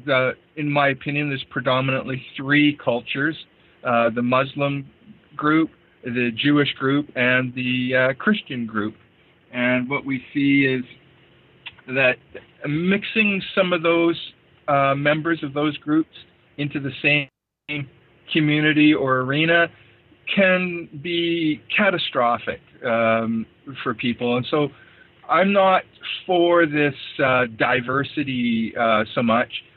I'm not saying that there's anything wrong with those people. What I'm saying is that what we have is these little Pakistan or little Indias, as an example, showing up in our communities, especially in Europe, where you now have these no-go zones from the immigrant crisis that's been going on. And the United States has an immigration problem, but in the last year it's been reduced by 70%, and President Trump is, I believe, working to bring the rule of law. And it's amazing that the Democrats, and I saw the judge this morning said something about you can't stop the DACA thing. Well, it seems like the courts, especially the left-leaning Obama appointees and what have you, they seem to be leaning more towards giving rights to foreigners that Americans themselves don't have. They seem to be getting special treatment, and I'm not sure that's right. Now, don't interpret that as that I'm anti-children that have come into the United States. I'm not. I don't know how to address that situation. A good thing I'm not in power, but we need to have a lot of compassion for our brothers and our sisters, but that doesn't mean that we should be inviting our enemies into our homes and into our neighborhoods to kill us. And that, unfortunately, is part of the extreme viewpoints of some of the other cultures that are coming to mix in what has been predominantly a white Christian nation for a couple of hundred years. But again, it's not about racism. It's not I'm better than you. It's not that at all. It's that, let's gather in the communities where we belong. Can you imagine what a world would be like without, as an example, Chinese food restaurants? I mean, we want other expressions of other cultures in our communities. What I don't think is healthy is to have it grow so much that we end up with these no-go zones and the looting and the rioting, and many of these people who are refugees will not assimilate. They will not learn the language. They will not learn the culture. They want to bring their culture to your dinner table, and I'm not sure that that's right. So I am for that immigration policy that has not been adhered to in recent years or decades. I'm behind the work that Donald Trump is doing, and I did not think that I would be saying that. I was the one who said in my community, when people were talking about it, I said, when I found out that it was Donald Trump and Hillary Clinton, I shook my head and I said a ham sandwich could do a better job. And then later on, recently I saw an article about how the justice system could indict a ham sandwich. And of course, those are jokes that we had. If you're old, you probably remember those jokes. But I'm hoping to return to the U.S. Constitution, constitutional law. I believe that the Constitution is a very valuable document to the freedom of peoples everywhere. that it is a good document, but it has been circumvented for 50 years or maybe even longer. We could go back to 1937 with Harry Anslinger, criminalizing and villainizing the hemp industry and all of the consequences that have come from that, and all of the children that were jailed in the 1960s for smoking pot. Some of them, what was it, John Lennon had that song, John Sinclair, 10 for 2. He got 10 years for 2 joints. I mean, it was pretty heavy-handed, and we really need a level, reasonable justice system. So as I'm reading the information, it looks like that the judicial system will be overhauled to a degree as well, and that what the precedent is will be the precedent for all. So you won't have different precedents in different states. It'll be the same law for everybody. There's a lot of noise about Jeff Sessions and the cannabis situation. It's for sure, I don't think that Jeff Sessions or Donald Trump have ever inhaled. And that's fine. But Donald Trump, for instance, he doesn't drink, he doesn't smoke. You know, he's pretty healthy. I don't know that he drinks 12 glasses of aspartame a day. I'm not sure that that's a confirmed report. But these guys do kind of have an anti-drug agenda, which to me is, if they really dig on that, which I believe that these guys are absolutely qualified and are doing these things, that they are aware of the pharmaceutical fraud. You've seen Donald Trump talk about the overpriced drugs, generic drugs coming from Canada, and just some drug, and I don't remember the name, it had multiplied in price hugely, or maybe bigly, in the United States. You know, the pharmaceutical corporation is not only ripping you off for money, it is stealing your health, and it is stressing your liver and your immune system, and it is stressing your life, and it is taking your loved ones away from you. Please dig in on the internet on whatever your condition may be, and cross that condition with sodium chloride and see what sodium chloride can do for you. I had been suffering the symptoms of Lyme disease for 44 years, from 1965 until 2009. I went through a lot in those years, and sodium chloride was the only thing that made any real difference in my health. So that's how I got involved. It was too late for my mother. She had already passed when I learned about it. And there are other solutions, you know, the cannabis oil mentioned.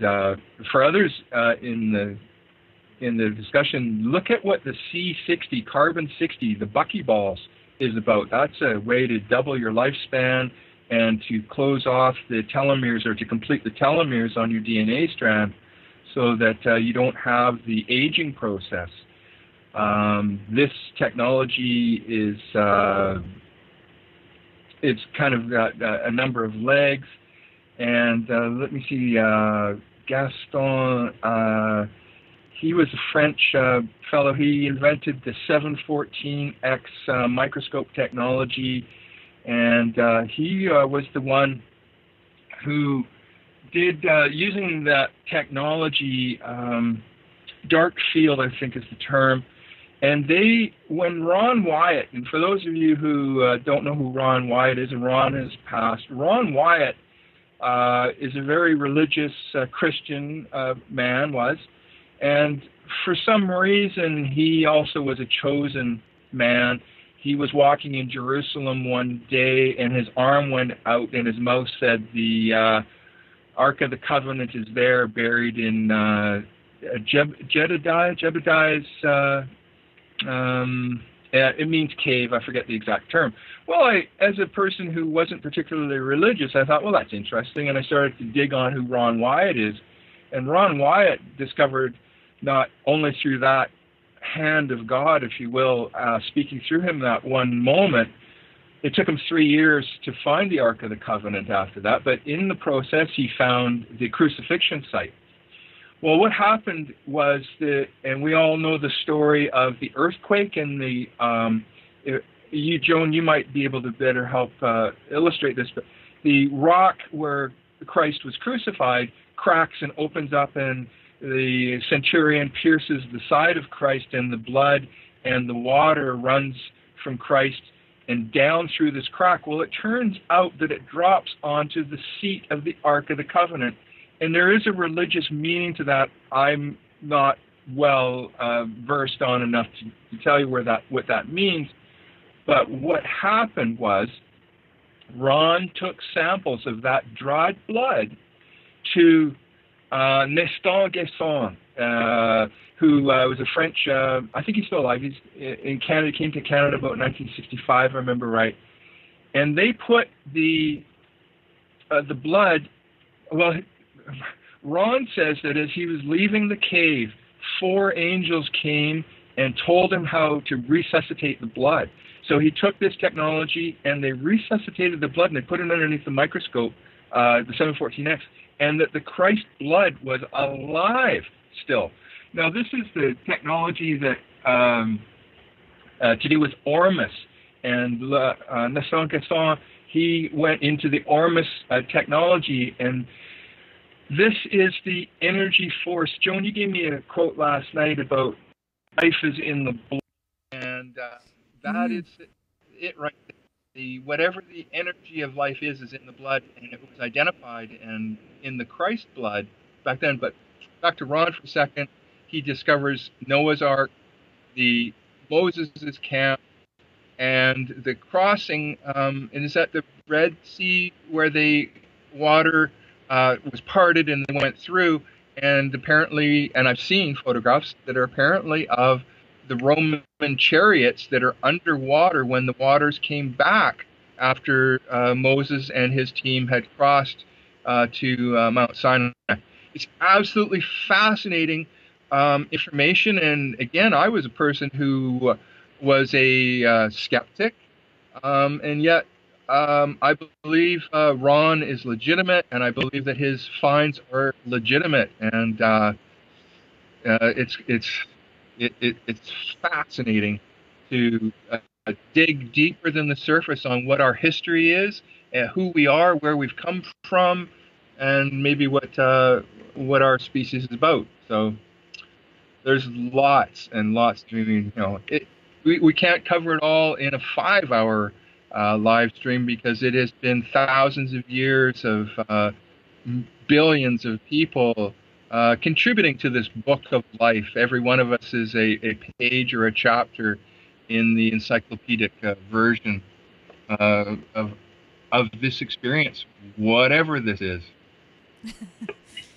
Well, you're a hard act to follow. I'm not even trying to follow. I'm following what you're saying, but I'm not trying to follow you on any popularity contest, that's for sure. By the way, while you were chatting, and I was listening intently, but I was looking up, for one thing, Leviticus 17:11, which is, "For the life of the flesh is in the blood," and it does in context. And I have given it to you upon the altar to make atonement for your souls, for it is the blood that makes atonement for the soul. That's Leviticus 17:11. For those that are following at home. And while you were busy talking, I created a Twitter account for you. Hey folks, we're doing this in real time. And this is we are live. Radiate on CD is his Ray, RAY, D, capital D or whatever, the number 8 on CD. And because Radiate itself was taken, imagine that there is another Radiate out there. So you heard it here first, folks, as Ray's getting the information himself. So this is a good place for you to perhaps interact. I will have to give him the information about how to access that. Just to let folks know that we're on the ball here. We're taking names and. What is that expression? Taking names and kicking butt? Something like that. Yeah, something like that. And there's take no prisoners. There's all kinds of charges that we could, chance of charges. Pithy Lots stuff of it is. Yeah, well, we've got some people that I'm sure are just going, what the heck? I thought we were talking about QAnon, and we've gone on to all this other stuff, but I love it. Yeah. This is how real conversations take place, and that's how you know that we're not here trying to blow smoke up your ass about something that is on a particular subject, because I want to tell you that Ray has well researched all of this stuff. And one thing I do like about Ray, now I will mention the Dr. Judy story.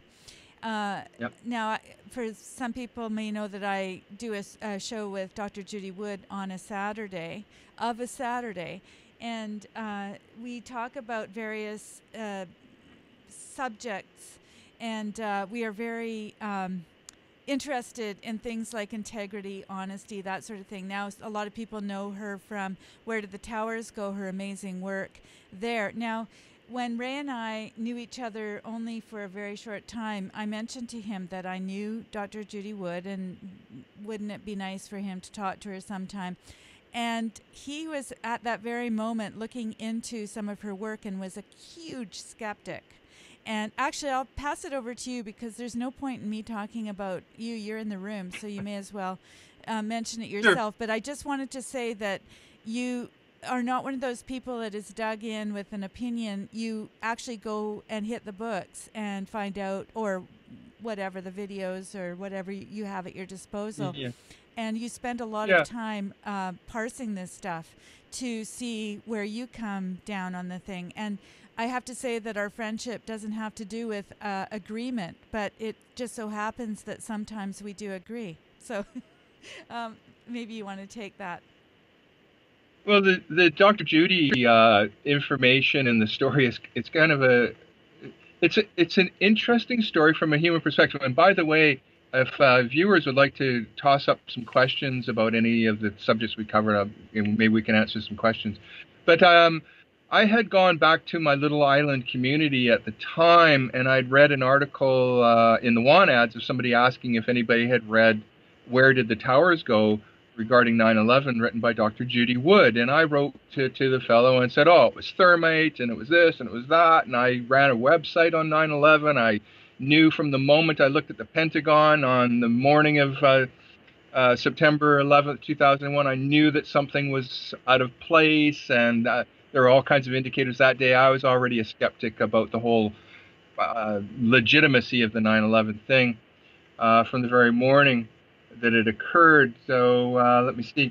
So I had a dialogue back and forth with that person, and I didn't come away thinking that Judy's information was legitimate. And of course, there's a number of people who've tried to discredit her. It's now my opinion they don't understand her. So, as I didn't. It took me 10 years of vetting Judy's information, but that was just the first time. The second time, I forget what the second incident was, but the third incident was you, and I was having a discussion with you about it, and I was sharing with you some of my doubts about it, and I was sharing that with you, and you told me to dig deeper, to continue my dig, because I had been giving it an honest effort. I just couldn't get my head around it. Some of the things that she was saying actually offended me, which will stop me from chasing sometimes what I'm looking for. And so I just ended up kind of falling into the sort of, not so much bad mouthing Judy, but just that I wasn't sure, that it wasn't making any sense to me. And then after I spoke with you, I got on and I was on Judy's webpage, Dr. Judy's webpage, and I started looking in and digging and digging and digging. And finally, it hit me. And when you look at, and with our conversation we had with Judy a month or so ago, she was saying, I posted a picture. I was explaining to her how I had come to her understanding and to the information that she was offering as legitimate. And I posted a picture, and she says, oh, that was building 6. Well, the picture of building 6 that I got from her website shows that there is no pancakes. There's no rubble. That the inside of the building was missing. It was like 2 scoops of raisins were missing out of the Raisin Bran. And that picture, and I had run a 9/11 website. I have hundreds of DVDs and documentaries, hundreds of gigabytes of information on 9/11.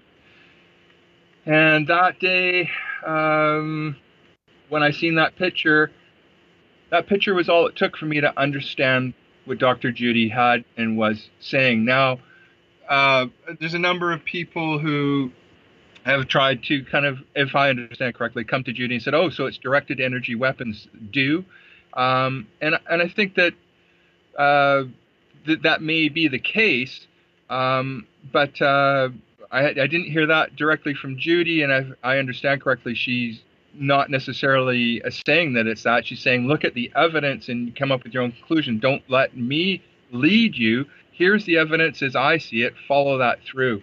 And I think that that's really good. I don't like to be led in my views either. It happens.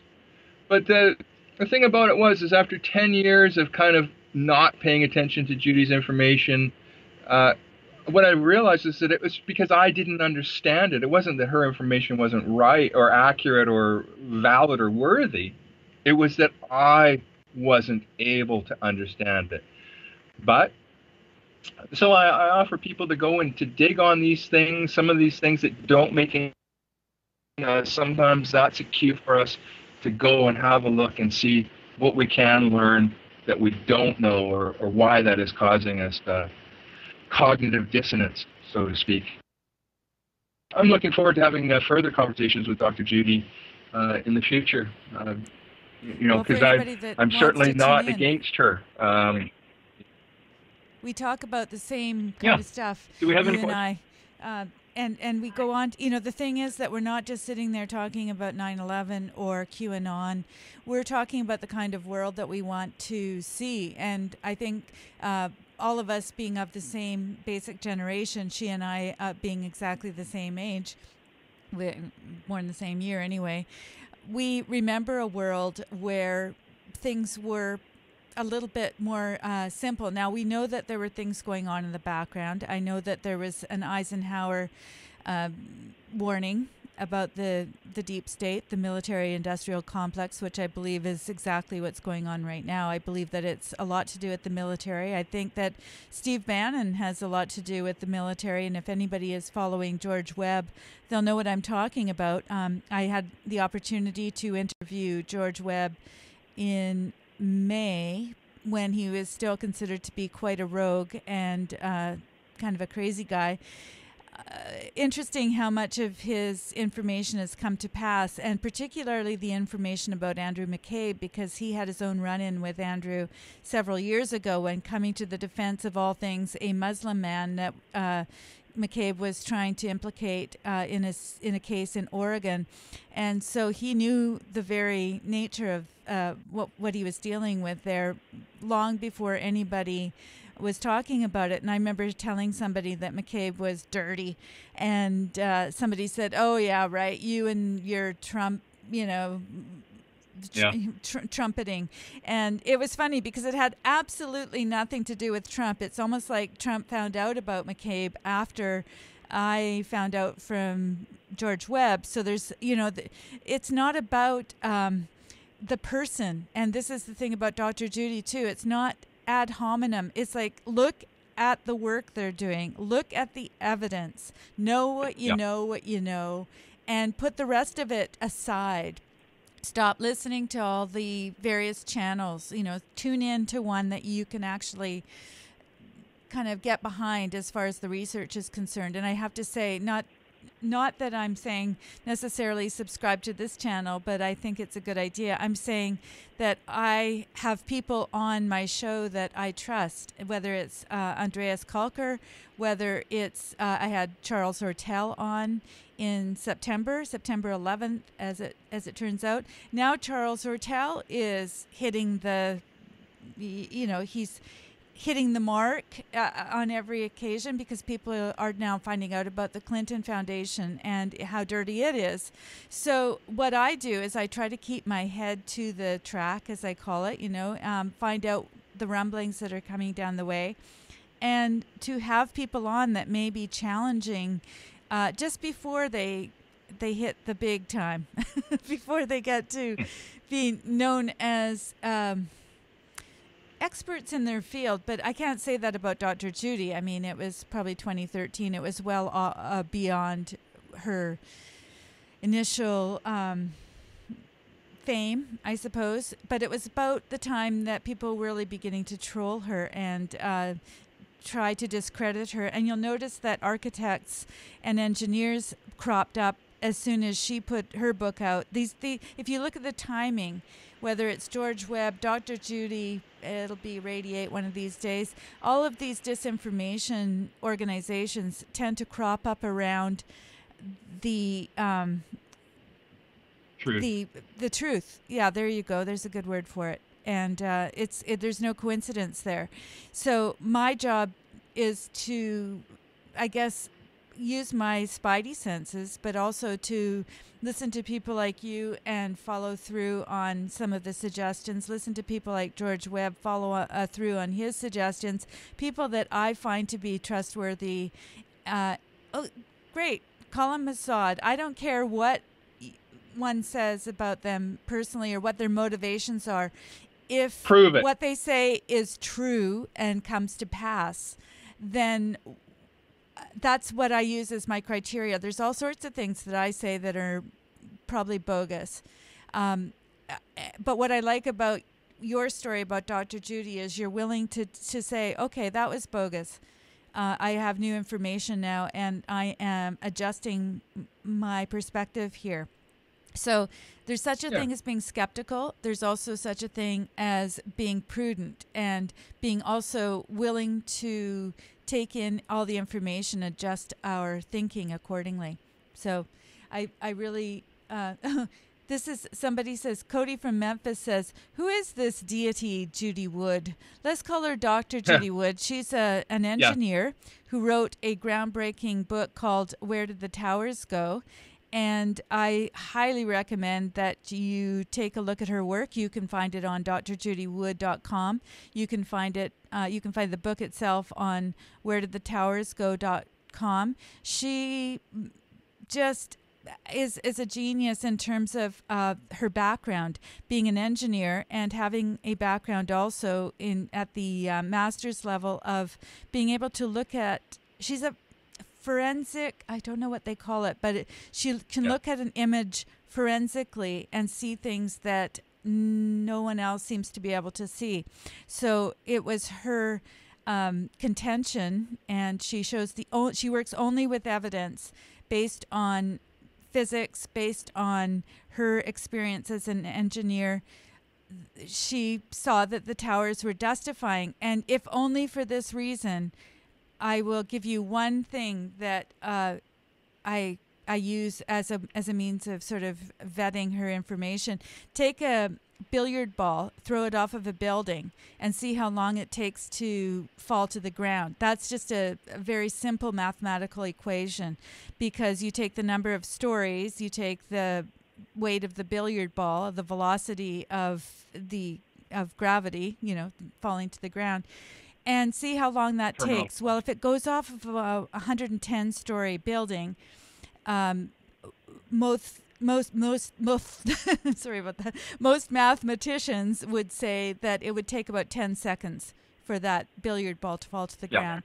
The building 1 is 110 stories, and it disappeared, as she would say, dustified in about 8 seconds. In real time, you can look at it. It's all verifiable stuff. So this is called evidence. It came down faster than gravity. Yes. It came down faster than a billiard ball has been proven. So we can talk about gravity and the ins and outs of that, because gravity is a theory. But from what we understand about the effects of gravity, let's talk about the effects of gravity, which is that we know that we will fall over and hit the ground at a certain velocity based on our weight and, our altitude and that sort of thing. Yeah. So we can agree on a few things. We can agree that there is an effect of gravity, even if we don't know the source of it. And one of the things we can know is that a billiard ball will fall at a certain rate. So it goes from there. There's incredible information in that book, and she takes it from pictures that are available. They're from, a lot of them were used in the NIST inquiry, which was the so-called government inquiry. People say, oh, have an inquiry. Well, she took these folks to court, and I think the judge said, basically, do you have a death wish? And it was, of course, dismissed on totally specious grounds. But she's a warrior, and she's a humble warrior at that, and amazing person. And if you want to tune in on a Saturday, you can do that. It's 1 o'clock Pacific time here on Character Driven. And again, it's not about pushing the channel so much as it's saying, you know, I like to have people on who you might want to talk to and not just hear a video where they're espousing ideas. You can have an exchange, and you can do that with Dr. Judy, and she's quite happy to entertain questions, as long as they're actual inquiries and not just trolls. Yeah, we're not interested in attack journalism here. So Cody from Memphis says George Webb is a reliable source. Now, I'm not here to tell you who reliable sources are. This is not my job. My job is to put you in a certain direction, to send you off and say, take a look at the work. Now, go back to George's work from, say, October 2016, when he was asking, where is Eric Braverman, who I had no idea who this man was, let alone caring where he was and what happened to him. But take a look at his videos prior to the news breaking and see if what he says doesn't line up with what actually has happened. And that is what I call evidence. He calls it metadata. And I have learned a lot about metadata from him, just as I learned about how to free my mind of speculation from Dr. Judy. Metadata cannot be changed. Hillary can use BleachBit. She can use whatever she wants, but there's always going to be a trail, a trail of metadata. Huma Abedin, any of these people that are trying to now cover up their tracks are not. It's not possible in this world of digital analysis to be able to get rid of the evidence. It is that's a really interesting. That's a really interesting aspect, because while we've all been surveilled, every single keystroke, every phone call, this conversation that we've been having for the last couple of hours, all of it is in the NSA database. The NSA database is available to all 17 intelligence agencies in the United States, including the Marine Intel, which is, I think, has built a case using all of the metadata. I believe that they have the 33,000 emails because they are going to be logged through the metadata in the NSA database, and those who know how to access it or have access to it can determine that information. So the way I understand it, we have all of the evidence from those guys. You've seen some of it in the WikiLeaks drops, the Podesta emails and these sorts of things. That's a small example of what's available. And I believe that the tools that they've been using to spy on us and suppress us for the last 15, 20 years, whatever the number is, are now the very same tools that will be used to prove their guilt or their nefarious activities beyond any shadow of a doubt. And it's poetic justice. There's people who are concerned about Gitmo and the talk about all of, this president was going to shut it down, Obama was going to shut it down, and nobody shut it down. And it's interesting, because I wanted Gitmo closed. I wanted a more peaceful world. Not sure that we're going to have that peaceful world without a place to corral those who are undermining freedom, democracy, and humankind itself. So I've actually become kind of pro-Gitmo. I want to say that I'm not a fan of anybody or anything. My allegiance is to the truth. It doesn't matter who has it or where it comes from. That's what I'm seeking. So, people might, as an example, enjoy Alex Jones's show, and that's great. And they may go out and continue to sort of maybe parrot or mimic the things that Jones says. I'm with Jones when he's right, and when he's not right, I'm moving on to the next person who is right. I don't watch a lot of Alex because I understand the information that he's sharing, and I need it in more condensed version. Alex tends to spread it out a little bit over his show, and he likes to talk and interrupt, and that doesn't work for me. But for 6 million people, it does work. So all I'm offering our viewers and viewers everywhere is that don't find yourself siding or joining a team unless it's team truth, in my opinion. Seek out the real truth to these things, and sometimes you have to dig down and pull back some rocks and some covers of stuff you don't really want to do. Even then, I call them lilipads of understanding. We seem to be on this sort of pond, and we leapfrog from one lilipad to the other as we understand the greater world at large. So I'm hoping that people can find their way towards truth and put aside their hatred for any of the people that are involved in this. I don't think that it's productive to hate on Donald or Hillary or anybody. It's not really productive. It's kind of just an echo chamber. It's a bit high school for me. Let's just stick to the truth, and then let's bring, if we find out that the truth is that there's reasons to bring these people to justice, then let's do that. And I think we all know that the Clinton, Bush, Obama cabal has hijacked the Department of Justice, the FBI, the CIA, the IRS, the FDA. I don't know that those guys corrupted that, but the pharmaceuticals did. And of course, it's the 1% that own everything, that have their tentacles into everything. So seek the truth, let the truth find you, keep yourself open to understanding, and you will feel it inside of you. It will make sense. It will be that aha moment.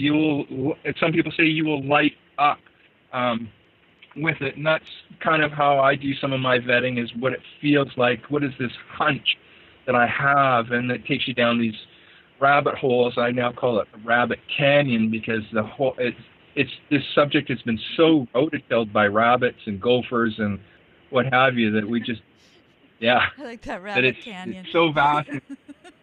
It's so huge now. It's hard.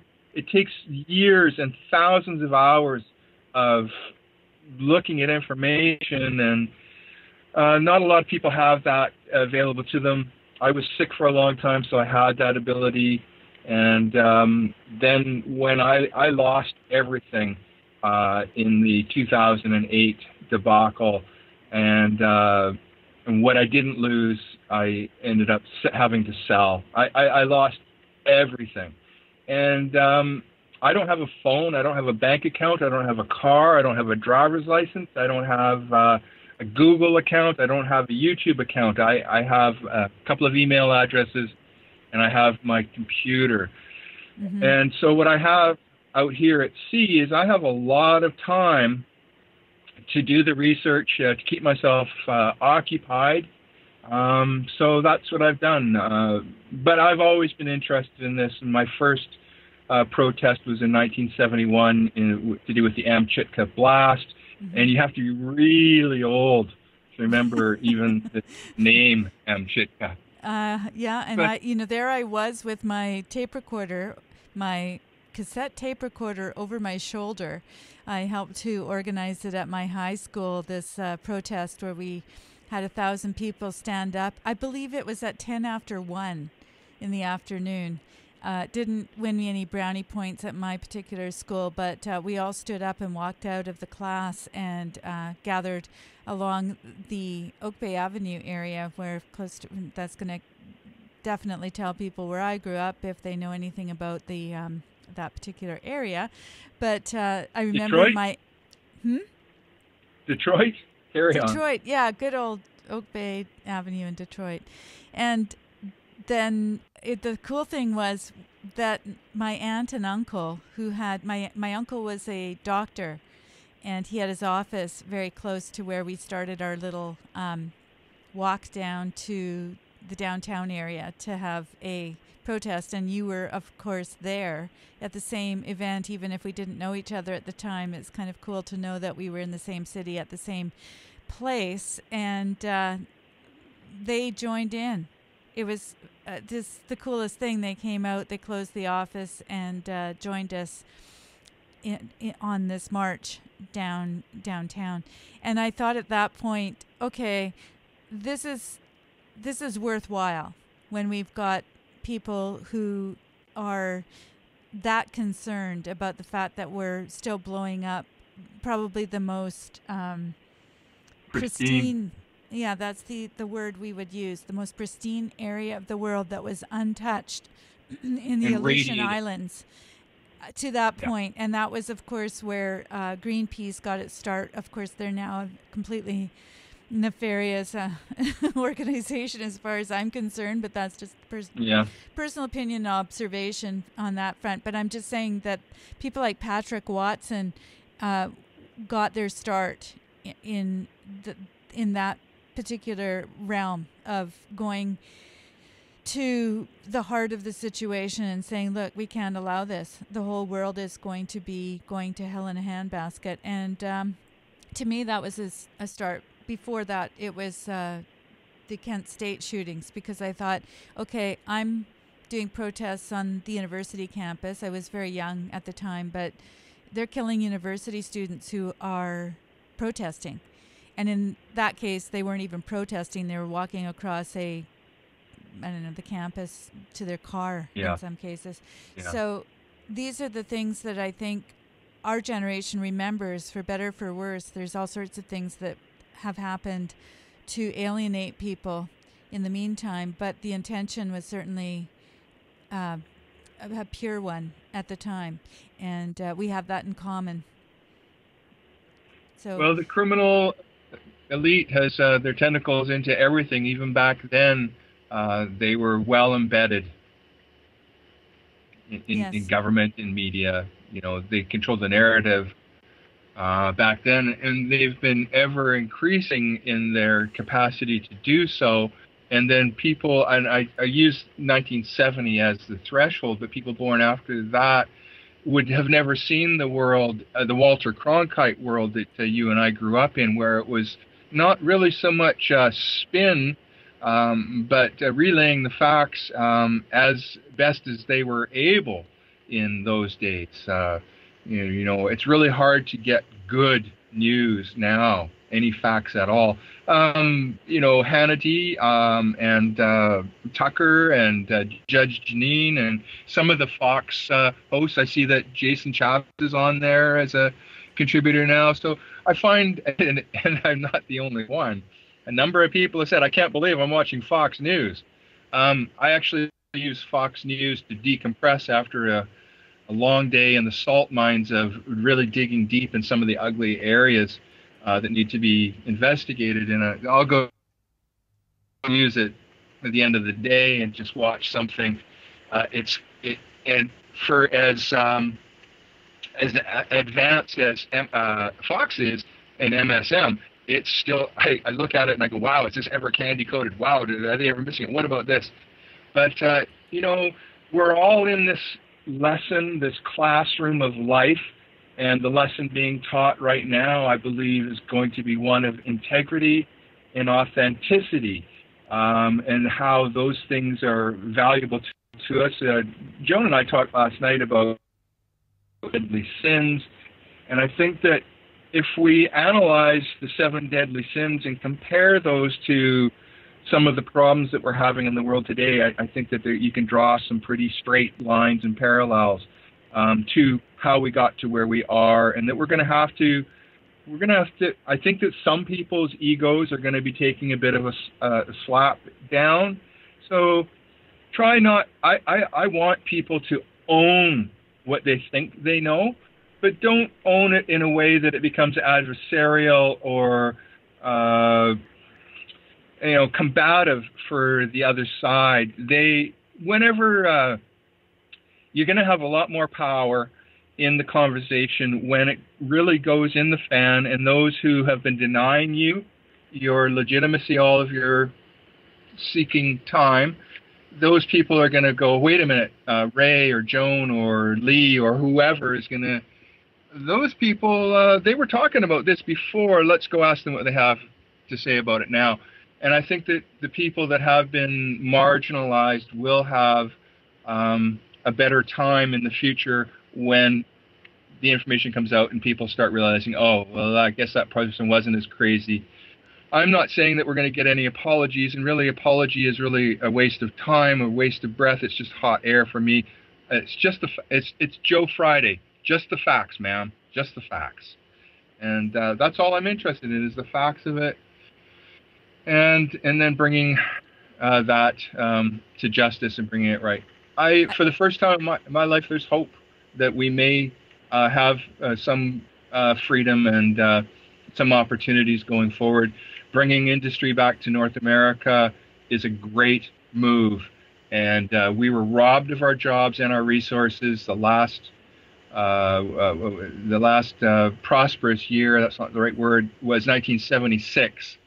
And we've really been in a lot of trouble ever since the mid-1970s, and I think that most of the people alive today were born after 1976. So. Mm-hmm. Yeah, I think that's true. The older we get, isn't that interesting how people get younger? Doctors, police officers. Do we have any questions? Well, we have a bit of an exchange, and we've got Cody from Memphis, and welcome to Cody, who seems to be getting something out of the conversation. And that's the main thing, is we're not here to be proponents of any particular thing. We're here to try to give you the latest. Have a rational conversation. Yeah. As far as I'm concerned, I'm just sharing the information that I get from Ray, because he's the one that's got the time and energy and the smarts to be able to do this kind of research. My job in starting this channel, I've been a radio producer for many years, and I've it's not about what I've done. I'm just saying that I have experience in broadcasting, doing TV and doing radio, and I just love the internet for the fact that it is so egalitarian. I have a broadcasting studio set up, and I want to be able to highlight the people that have had an impact on my thinking, and perhaps that's a pretty selfish way of looking at the world. But when somebody, it's very similar to the Amchitka thing that we were just talking about, because it's always been my instinct to want to share information with people. And I had my little, my cassette. It wasn't little, it was huge. This recording device that you put over your shoulder, and at the time it seemed like a wonder, because a lot of people were still working with reel-to-reel tape, and thankfully I had a brother who is an audio tech. Even at that age, he was showing me all the techie stuff. So I'd say audio is an amazing way of being able to communicate still. It's great to have these pictures on the screen and be able to do some of the more video-oriented things. I am a third-generation filmmaker, so that has always been my thing, is the video aspect or the visual as a photographer and that sort of thing. But this idea of being able to bring Ray's voice in from the place that he is, and not have to disclose that place, and not have to give away anything except for the information that he is providing. So people are asking, who is this guy? Well, Cody from Memphis just said Ray is an interesting dude, and I'd say, yeah, that's pretty much who Ray is. He's an interesting dude, and I love to share my friendships and my interests with other people, because I think actually I'm pretty good at vetting these things and finding interesting dudes and dudettes. Yeah, you are. Yeah. Yeah. So. And anybody who would like to see that, they can just go to the YouTube channel or Joni's website and see some of the people that she's interviewed over the years. You'll be surprised how many greats that she's interviewed, and me. So. Oh, now, come on. Well, what I do is I like to follow up. I've always been very curious, and so if I'm curious, I just go and ask. And I think one of those ones was Ole Johansson, because people, you know, what I hate is this idea of sitting around speculating. People will say, well, you know, I don't know much about these EMFs, but I'm kind of... But I got a big opinion. I think they're bad, you know. And so... Yeah. What I did is I found out that there was a guy named Dr. Ole Johansson, and he worked at the Karolinska Institute in Sweden, which is a Nobel Prize winning place. Think what you will of the Nobel Prize. He has not won it, but you know, it's not a place that they have a bunch of slouches, you know, coming to their door and saying we'd like to do some research. This is a guy that's been researching EMFs, cellular phones, that sort of thing for over 40 years, because that was probably about, I don't know, 5 or so years ago. He was talking about 40 years ago then, and he was telling me that all of his research was completely denied and pushed to the back burner by the cell phone companies, and it's basically whoever has the most money wins the game. And you know, he's still working there, which I find fascinating, even though he has these dissenting ideas. But he basically said, I am doing this research to pass along to the next generation so that perhaps they can have a breakthrough when it comes to getting the truth out. And those are the kind of people that I'll give them a ring and say hi. So what's your idea about EMFs? And I like to get the information straight from the horse's mouth. Now, I'm going to be putting some of these radio interviews up on YouTube. I haven't been very diligent about doing that, but there's some really great information that I don't find people pursuing because it doesn't fit in with their particular narrative, or they want to blah, blah, blah, like I'm doing right now, about their particular perspective. We're trying to bring all of that information together and to allow you to use critical thinking. And that's what this show's about, character-driven. My radio show has always been about the story behind the people that are making a difference in the world. And honestly, if you don't like them as people, you don't like the way they talk, you don't like the timbre of their voice, you can turn it off. But hopefully you will get something from what they say, not necessarily how they say it. And you're one of those people that, we all have our good to say. We always have those that resonate with us, and for instance, George Webb resonates with you really well, and some of my other friends.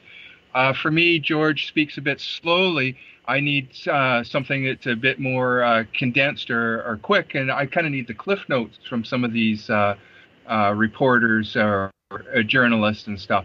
So we all, you know, when we're seeking the truth, you know, that's part of it, is finding it in a vibratory tone that appeals to your senses, so that you can work your way through the labyrinth of this information. It's a maze of vast complexity, and it is dizzying, and it is puzzling, and it has trapdoors. It's literally years, and boy, but I get my hunches, and one hunch was that Hillary Clinton was selling the information off of that server. That's why she had the server, and I said that the moment I heard that she had a private server. And it turns out now that I'm not alone in that thinking, and the evidence is starting to come out that that is what she has been doing. So follow your hunches. Wake up, if something wakes you up in the middle of the night, make a note or get up and check it out. Start digging on the things that you feel inside, and you don't have to follow any particular person. You don't have to be a fan. You don't have to join a team. And again, my objective is to reveal the truth. I'm searching for the truth. And so a friend has said to me a year or so ago, she says, you know, you can find anything you want on the internet. And I said, yeah, that's why I look for the truth. And she didn't say anything after that. But what we know she was saying is that you can't trust the internet, you don't know what's true, blah, blah, blah, blah. I think that we can, and I think that we can vet that. And it's not always just with the mind and the rationale. There is a gut feeling to it as well. And I'm not saying that that's the same gut emotional feeling that the left is mired with today. But I really hope for those over there that their emotions will quell and that rational thinking will come back to their minds. In my perspective, they're in a rather defensive posture. And when you're playing defense, you're not on the offense. You're not in the winning, So I see the left is imploding on itself and eating itself. And I don't think there's going to be a Democratic Party left of any magnitude to have any effect going forward. I think that we will have this situation that is unfold for the next 7 years. And I'm, again, after being robbed my entire life of jobs and resources and having to live through recession and ladies and gentlemen, let's look up what the term recession and depression means. We've been living in depressions. These are not recessions. Recessions, if I remember correctly, is 6 months or less of a downturn. Some of you have to look that up. My point is that the longer recessions are actually depressions. But they don't want to use that term because they don't want to alarm people, and they want to give you the facade that we're living in better times. But these are tough and troubling times. I hope that people can gain something from our conversations and the conversations that you have with your other guest, Joan, in how to have a conversation about this topic or these topics without getting confrontational, without getting emotional, without getting out of hand, without getting upset and having to stomp off. I recognize how hard that is, and I have to turn my back on people at times as well. But I believe that the way forward for us all as a community of human beings is to have this conversation in a civil fashion, listening to each other and countering each other with the truth, not this spin, not this garbage, not this hyperbole, what if crap that we're seeing from so much of the narratives. And what if Q is a lark? Well, what if Q isn't a lark? And even if he is, what difference does it make? In the words of Hillary Clinton, what difference does it make now? What difference does it make? What difference I can't believe does it make? I can't believe I'm quoting George Bush and Hillary Clinton. It's like, oh my God, what has happened? What has happened to me? Who am I? Yeah. Well, quoting them in a sardonic kind of way, I suppose, is not. You're not quoting them for the wisdom that they're sharing with the world. You're quoting them for the ironic poetry truth that is coming up. Yeah. The Shakespearean tragedy that they represent to the world. And again, this is not something new. We have lived with this kind of dynamic over the years. And as a Christian myself, as a person who's not one of those Christians who has gone along with the flow, who has actually looked at things from a number of different perspectives, that gets me in trouble with that community as well. I'm getting kind of used to the idea that sometimes when you go with your spidey senses, you're not going to be the most popular person on the block. And I guess it's all about the discussion. I think this idea of cutting people off, which I've had happen, as you well know, for what I consider to be fairly specious reasons, when they cut you off and are not willing to have the conversation, I say you need to get a little bit more ammunition going there so that we can have a proper conversation. And we talked about this, about the fact that I've been so-called pro-life all my life, or the fact that I've advocated the idea that we are the strange and radical idea that life begins at conception, and it's okay to have your beliefs about things, as long as you can tell me where you believe that life begins, so that we're on a level playing field. I've never had this idea that we need to be confrontational. I just want people to be honest. And that's what Dr. Judy and I have talked about as being our New Year's resolution, is honesty. What a strange concept. Imagine if everyone spoke honestly. We're not talking about the truth, because the truth can be seasoned according to our particular perspective, and that's okay. But let's be honest about our opinions and our ideas and be willing to back them up. And ever since I was a kid, I would say, okay, I'm not having this conversation with you unless you want to let me know where you think life begins. So, and that to me is an honest conversation. It's not about the truth or not the truth, because you might be able to convince me that, you know, that is not an actual human being and that it is part of the mother. But so far, I haven't been convinced of that. I have had all of my ideas, which I think are based in science. They're not my opinions. They're my ideas based on what I have done in terms of research. I've had them all backed up by people who seem to not have enough research or information to be able to present a cogent response to that. And I just won't speak beyond that, because then it becomes empty words. And the Bible talks about not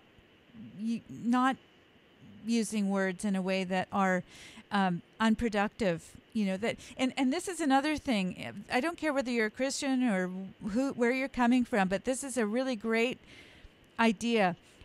What if we were going to be judged on our words? Now, I think we have a God of grace, but I'm just saying, what if there were somebody recording you all the time, and that at the end of the day, the end of our life here, the only thing that was going to convict us of, you know, lying or telling the truth was the words that we speak, you know, or the deed. Right. Well, the deeds don't always follow with the words. And that's what I'm saying, is I'm talking about if we were cognizant of all the words that we speak, and were aware that these were going to be the words that we were going to have to live or die by, if we were on the rack. I don't know how else to put it, but it basically says be very careful of the words that you speak, because they're life-giving. They are the ones that are going to destroy lives. They're the ones that are going to dictate how you see yourself and other people. So let's be honest. Regardless of our opinion or who's presenting the information or how skeptical we are, let's have an honest listen. And then if we don't like what's being said, let's turn the channel off and go somewhere else and do our own research. But stay engaged, guys. You know, there's I really appreciate that with the folks that come into the chat room, regardless of how many people come here. I believe that they're seeking. They're honestly seeking. And so Cody says, that is a prayer for 2018 also for me, honesty. Good for you, Cody. And that's the conversation that Dr. Judy and I have been having. And, you know, it's not a sexy conversation. We're not talking about high-level stuff. It's just when we see a tower falling to the ground and dustifying, let's call it for what it is. Yeah, let's not try and obfuscate. Somebody was asking us about what we were talking about health-wise, and I am suggesting that they take a look at the Andreas Kalker video, because he does explain it very well. So I'm just writing that into the chat while I'm blathering on here. So carry on. Was there a question related with that? Or was I'm it sure there are many. Okay, let me see. My mother, I believe, well, that's fine. she was murdered by the pharmaceutical industry. Please repeat the products you mentioned. It's one product, but I'll let you mention again. Go ahead. Yeah, my suggestion for people who are interested in a cure for cancer or a way to heal cancer, because it's not really a cure. What it does is it clarifies your blood and tissue of anything below 7 in the non-oxygen using range, and that includes disease, including cancer. So it's sodium chlorite, the same spelling as sodium chloride, but with a T. Sodium chloride is table salt. Sodium chlorite is not table salt. It has got one more oxygen particle in the molecular structure. When that comes in contact with a food acid, stomach acid, the acid of illness, it turns to chlorine dioxide. It's commonly known as MMS. I do not care for that acronym. To me, it sounds like I'm a mess. I'm a mess. No, I'm a mess. And when I left Jim Humble's side in 2014 with a number of people, including Andreas and Carrie, pretty much everybody left Jim in 2014, I started up my own area, which was sodium chlorite solutions, SCS, which is success. And I felt that that was a lot better. What we offer in sodium chlorite solutions is advanced protocols and regarding the technology that Jim Humble authored for us for 10 or 20 years, depending on how you look at it. Jim has retired from the sodium chlorite game now. He retired in the last year. And he turned 85 just a couple of weeks ago. So hats off to Jim Humble, who's made it through 85 years of this wacky thing we call life, and he's made some huge contributions to the world. But he has a huge amount of detractors, and so I don't mention Jim or MMS very often because that often triggers people off into an area of negativity that I'm not looking for. I really want people to find out the value of sodium chlorite itself. So briefly, what I'm going to say is that you can take any of Jim's protocols, and Jim's protocol currently is 3 drops of sodium chlorite with 3 drops of hydrochloric acid, 4%, mixed together in a shot glass, and then you add water to it and drink. And he wants you to do that 3 drops 8 times a day, so hourly for 8 hours of the day. Well, when I was working with Jim and the Genesis 2 group a number of years ago now, a lot of people were feeding back to us through the forums and the emails and what have you that it wasn't convenient for them to do it that way, and that there was 2 things. It wasn't convenient, and that the taste of it was awful, and it is.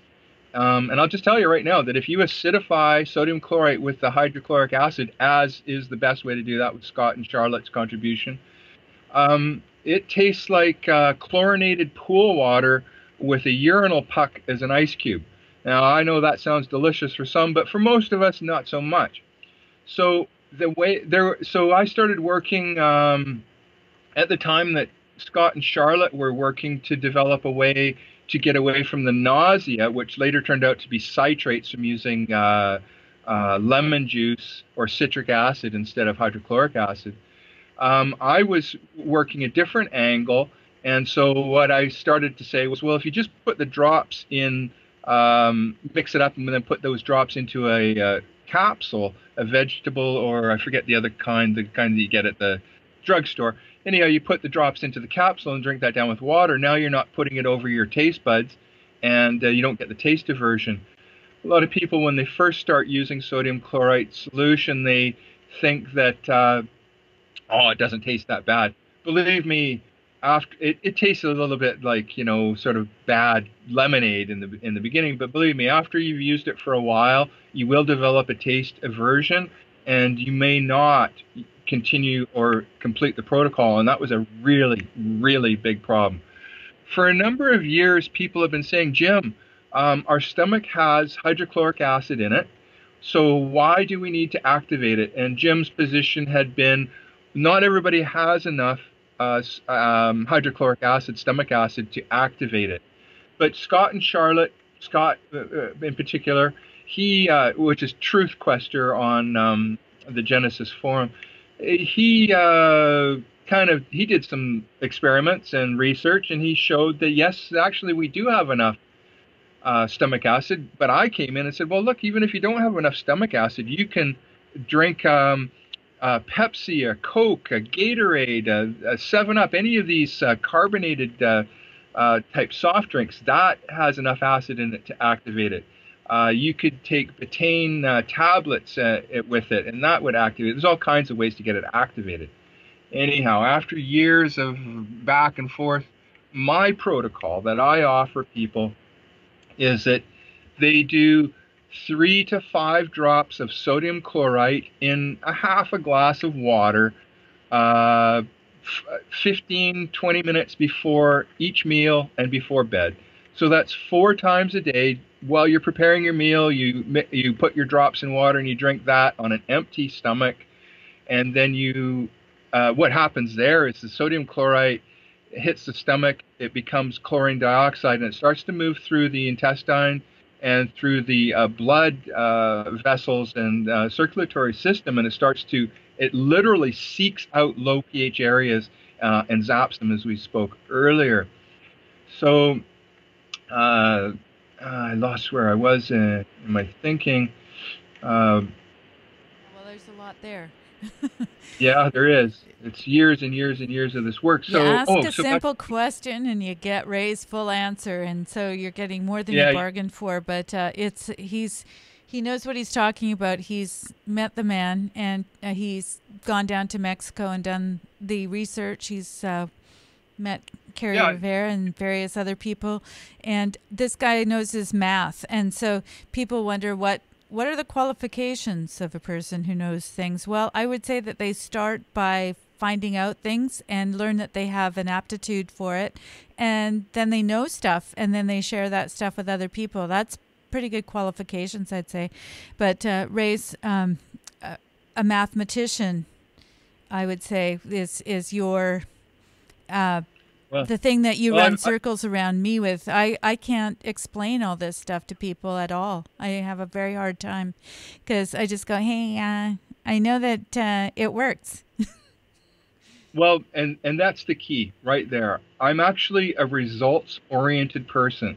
So it doesn't matter to me so much what the science is, if you will. What matters to me is that either it works or it doesn't. And when I see results, now I start to dig in on what those results are, how do we get those results, and how do we improve that? So I have kind of regained my thoughts. I don't speak in words or sentences. I seem to speak in paragraphs or chapters, but you put your dime in, this is what you get. So what I wanted to get out about the sodium chloride protocol that I authored and offer to the world at large is take the sodium chloride drops, 3 to 5 drops in a half a glass of water, drink that before your meal, and you will not have the taste aversion problem because there won't be any taste associated with it at that point. And then 20 minutes later, it's in your blood, it's already in your system, and it's already knocking out the bad guys that you don't want in your body. And then you have your meal. And the meal is nutrition, and nutrition is, of course, what builds the body. So we go in kind of with the machine guns, if you will, and we knock out a whole bunch of stuff that's not supposed to be there. And then the food comes in after that. Nutrition builds, and you builds your body back. And you carry on your day like a regular day. The only thing that you've done is you've done a few drops of the sodium chloride. Now, I want to give you new listeners to that idea a caveat, and it is that you shouldn't start with 3 to 5 drops 4 times a day. Excuse me. You should maybe get yourself a 500-liter bottle of water. Not 500 liters, 500 milliliters, a half a quart bottle. I don't know what the names of them are in the United States offhand. And then you use that, and you put, on the first day, you put 1 drop in that bottle, and you drink that water during the day. And the second day, you put 2 drops in, and you put 3 drops in, or maybe 5, and you start to build yourself up slowly. And you gauge your body on how your body responds.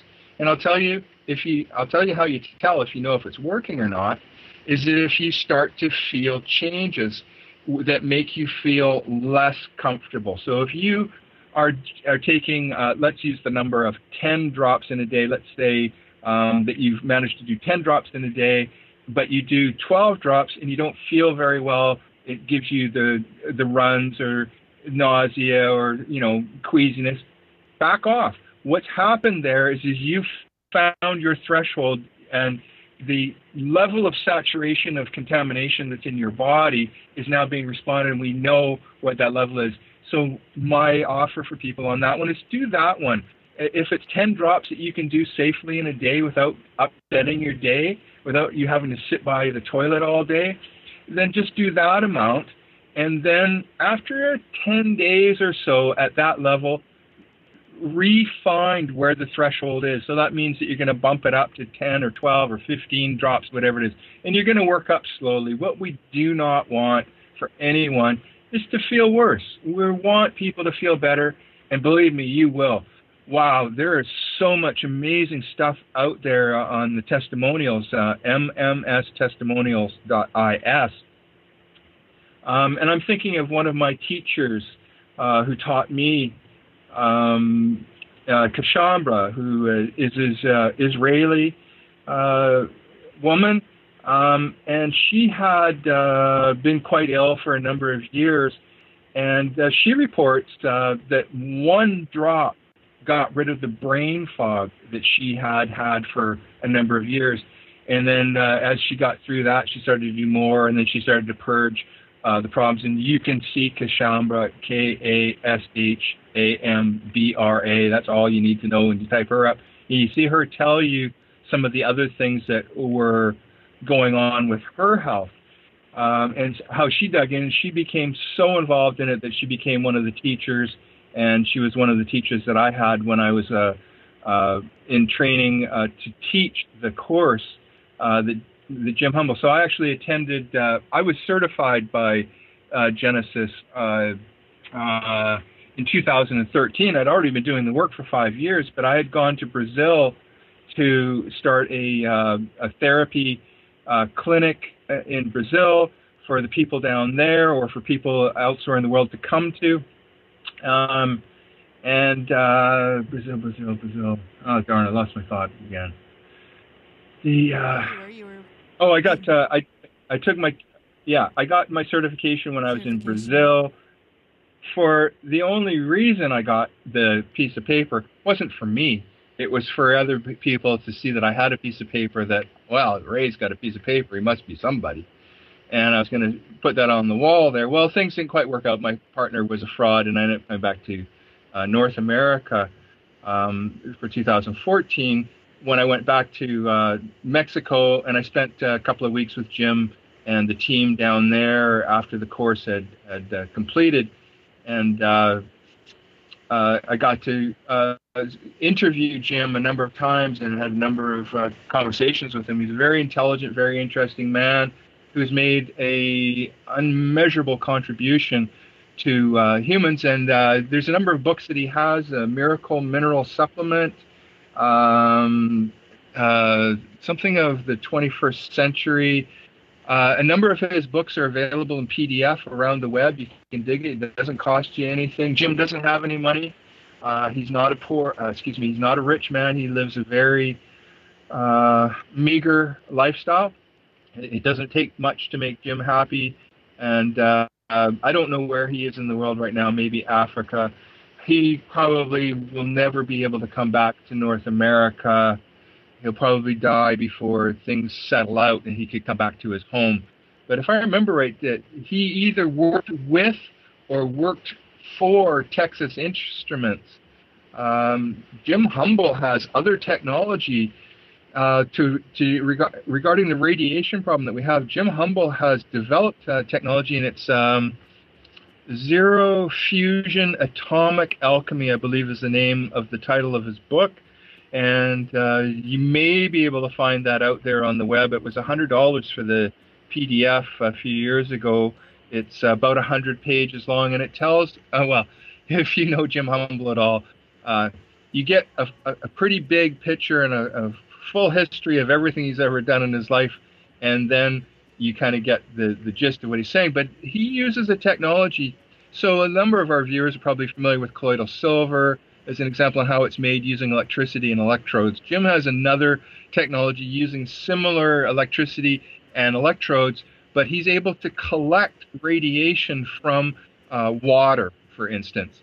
And so this information, he put it on Putin's desk, and he put it on the desk of, I don't know, I think probably George Bush. And of course, it went unnoticed, and nothing happened. But so that was actually one of the linkages for me to Dr. Judy Wood, was that zero fusion atomic alchemy, which Joan has done articles, spots on Pons and Fleischmann, and the cold fusion technology that was stolen from Pons and Fleischmann in 1989 and shut down by Stephen E. Jones of the 9/11 movement, who is an opponent of Dr. Judy's. So it was interesting for me how it all ties together, and I believe that some of the technology that we used in 9/11 was stolen from Pons and Fleischmann, or that type of technology similar to that, and used to, as in Dr. Judy's word, to dustify the Twin Towers. And what we're seeing now, 10 and 20 years later, is DEW, the direct energy weapons. And I think that this is going to come into more common knowledge and more focus. And we've just seen the Zuma launch with Elon Musk and SpaceX. And there's a number of people saying, there's a number of journalists or mainstream media who are saying that the payload was lost.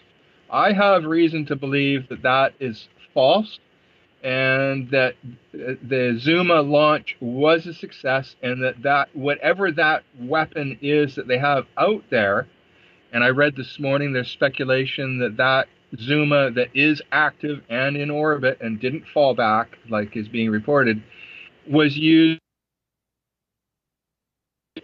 shut down the electrical grid in was it Niger yesterday? And there's speculation that this is a weapon that will be used against North Korea. I don't know. What I think I know from all of the Q drops and all of the things that we've been researching is that the CIA runs North Korea, that North Korea is a CIA operative, that they're kind of owned by the globalist agenda, which operates through the CIA. We know that the CIA had been bringing in drugs. Poppy Bush is the poppy fields in Afghanistan and Turkey, which President Trump gave the orders to destroy. And Trump has been going around and cutting the rat lines of the pedophilia, the sex trafficking, the child trafficking, the organ trafficking, and the drug trafficking in the world. And his executive orders are pretty clear about what he's going to do about that, which is freezing the assets of these bad and nefarious actors. And as I mentioned to you the other day, it looks like the number may be $100 trillion plus that have been stolen from the American public. And Little Wanta says that he has $30 trillion he's been trying to return to the American Republic for 20 years, I think it is. So he's worth having a look at. And then Q tells us about all of the Red Cross is a fraud, and we've been paying for that, and that foreign aid is a fraud, and we've been paying for that, and that wars are a fraud, and we've been paying for that. Trillions and trillions and trillions of dollars. And what I said was, you know what? That's enough money to build a wall on the southern border to 100 feet tall just out of cash. Now, I don't think that's how they're going to do it, but that's how much money has been stolen. And that money has been stolen from everybody. There isn't anybody who's immune to having their life's toil, the sweat of their brow, stolen by the tentacles of the pedophile satanic elite who've had their tentacles into the banking system, the governments, everything throughout our entire lives. And we've just been making them rich and rich and richer and richer all the time. We've been working for them all the time. Our lives have been as slaves working for those guys. Well, I'm not sure how this goes in the future. There is some people, it's known as a Jubilee moment, and that moment is when, sorry? Did I lose you? Yeah. When all of the debts are wiped out. So I deal with it, I address it this way. I try to make it simple for people to understand, because this is complex. So we all pretty much know that when you go to the bank to borrow money, you're not actually borrowing any money that already existed. The bank creates the money out of thin air, puts a bunch of zeros into your account, and now you can go and buy your house or your car or, whatever it is that you've taken the loan for. The truth is that money never existed. Now you've agreed to create that money, and then what do you do with that money? You give it to the elite. So we've been working for those guys now. I was trying to give the simple version here is, yes. So what I say to the bankers, I says, you know that imaginary money that I borrowed from you? Imagine I paid you back. And that's, I think it's that simple. And I think that the Jubilee moment is possible. Now, there's lots of people making noise. Oh, it's going to do this, it's going to do that. I got to remind myself and others that, there's a lot of alarmists in the world. They were saying that Trump presidency would collapse the Dow, and when it's practically doubled it in 1 year. Now, I'm not sure that that's great news in the sense that it could be a bubble and we could suffer a crash, but I don't know that. I'm not trying to be alarmist, and I'm not suggesting that it will crash. I have to be a little bit leery in a Dow that rises so quickly, and yet we have, in my opinion, we're not building toasters and cars in the United States the way that we used to before 1976, when our jobs and our resources went offshore. And to that, I've said, what they said to us was we're going to send the resources offshore, and we're going to send some of the jobs offshore so that those people over there who are working for 16 cents a day, that they can do it, and then we'll ship it back here and you can buy it. And I said, well, that's fine, except for it's going to have to be free because we don't have any jobs. Well, you know that my voice wasn't heard, but that is what I've been saying for over 40 years now, is that, and then I had to suffer through the recessions, the real live on the ground, on the front lines of this, going through the recessions of the 80s, the 90s, blah, blah, blah. We've been robbed our entire lives, and we've worked, all of us, to make the rich rich, and then they bought everything and own everything, and it's the right word, autocracy? Corporatocracy, autocracy. It's not democracy, and it's not a republic. Thank you. It's certainly not freedom. So we're living in an interesting time where, for the first time, this old guy sees hope. There's never been any hope in any of the elections, in any of it. Now, some people will point to Reagan, and yes, maybe Reagan was moving in the direction, but it looks like Reagan was poisoned by the deep state and ended up with Alzheimer's, and then of course Nancy kind of sort of ran the show after that through his. But Donald Trump is surrounded. My understanding is he's surrounded by the Marines. He's not surrounded by the Secret Service, which is the CIA. And I don't know. But the CIA, it appears, had something to do with the JFK assassination. And there's all kinds of information and discussion on that available for people who want to look at that for sure. There was, for sure, it wasn't Oswald. That's what I want to say about it. Oswald was down having his lunch. He was in the lunchroom when all this went down. Just like, man, oh man, we could go off into every possible permutation here. It's amazing because all of these things lead one into the other. That's, I think, the message here is that you've done your homework, and there's a lot of stuff that needs to be looked at, and they intersect. Another channel that I've been looking at is Intelligent America. Now, of course, I should have these things at my fingertips so that when I say things like there's another channel that I've been looking at, I should have the channel available. But it's Thomas Paine, and True Pundit. And I really appreciate his work because he does the same thing. He does them in sort of more discrete, sort of 20-minute, 1 hour, sort of chunks, if you want to call it. I don't like that word, but there are people that are experienced in these areas that are able to explain things. Oh, it's called American Intel. I'm sort of going along so I can find this. It's American Intelligence Media, and I just love these guys, Thomas Paine and Betsy. They're very good at being able to pull things apart, because we could talk about things like the fact that we're supposed to be going to the moon for the first time, that kind of thing.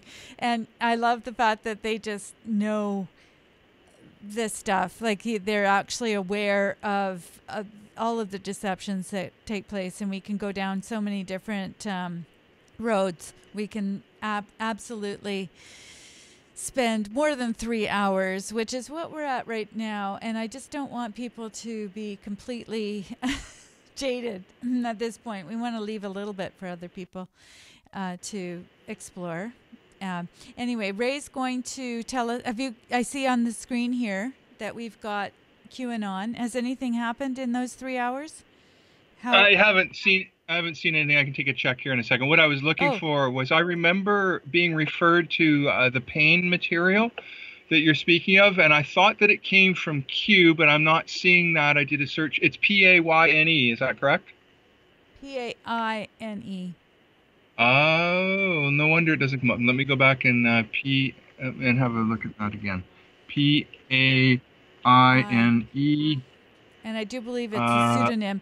Actually, George Webb has, intersected with him as well. He's gotten a lot of his information. Some people are saying that somehow George was getting his information from other people, and that's a bad thing. But I think he himself would tell you that he has many, many people who are working with him. But the point is, if you can get somebody to work with you and to help you in your quest, people that are ahead of the curve, that gives you a certain amount of credibility in my mind anyway, because it means that you can work with people and that you are willing to actually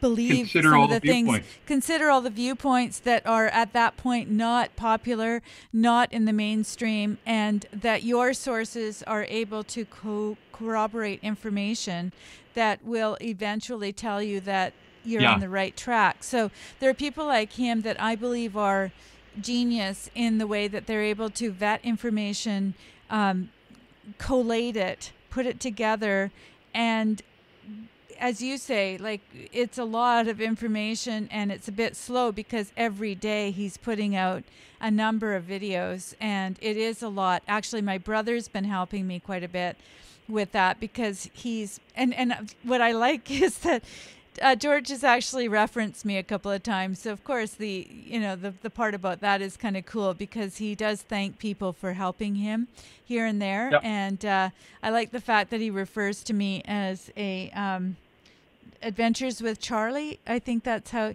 he's got names for everybody, and he's decided, because I have a mobile studio, and he likes that idea that I like to go to the action, and I have this Airstream trailer, which I'm trying to get together. I've had a lot of setbacks, as have you, and it's financially pretty hard right now to get all this stuff together, and we don't have the resources that the Clintons have. So let's pour some of that back into the economy.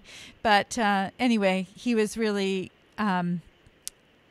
he really admired some of the things that I was trying to do. So we kind of hit it off on that level, I have to say. There's not just this idea that I'm following his information. I was following his information, then kind of gained a little bit of insight when I started talking to him on a personal level.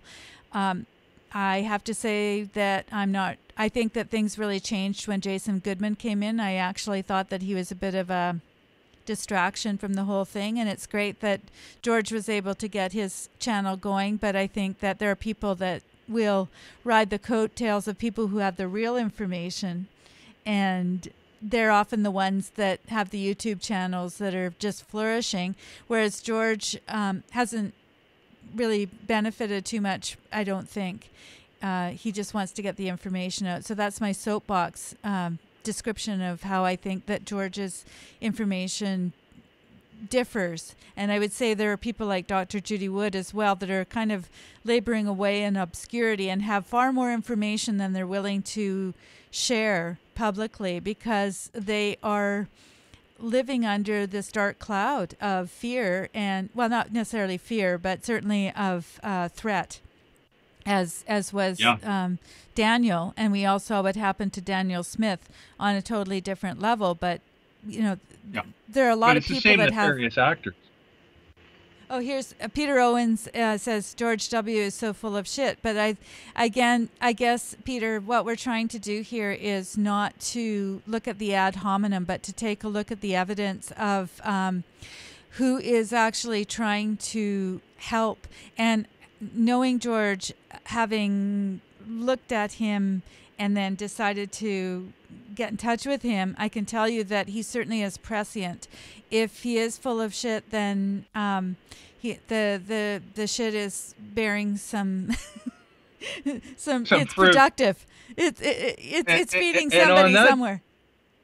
Pardon and me? on that topic, the humanure, it makes your corn grow 18 ears of corn instead of 6. People might want to look deeper into the humanure, because we pass through our bodies. Most of the nutrition doesn't make it into the body; it goes right through it.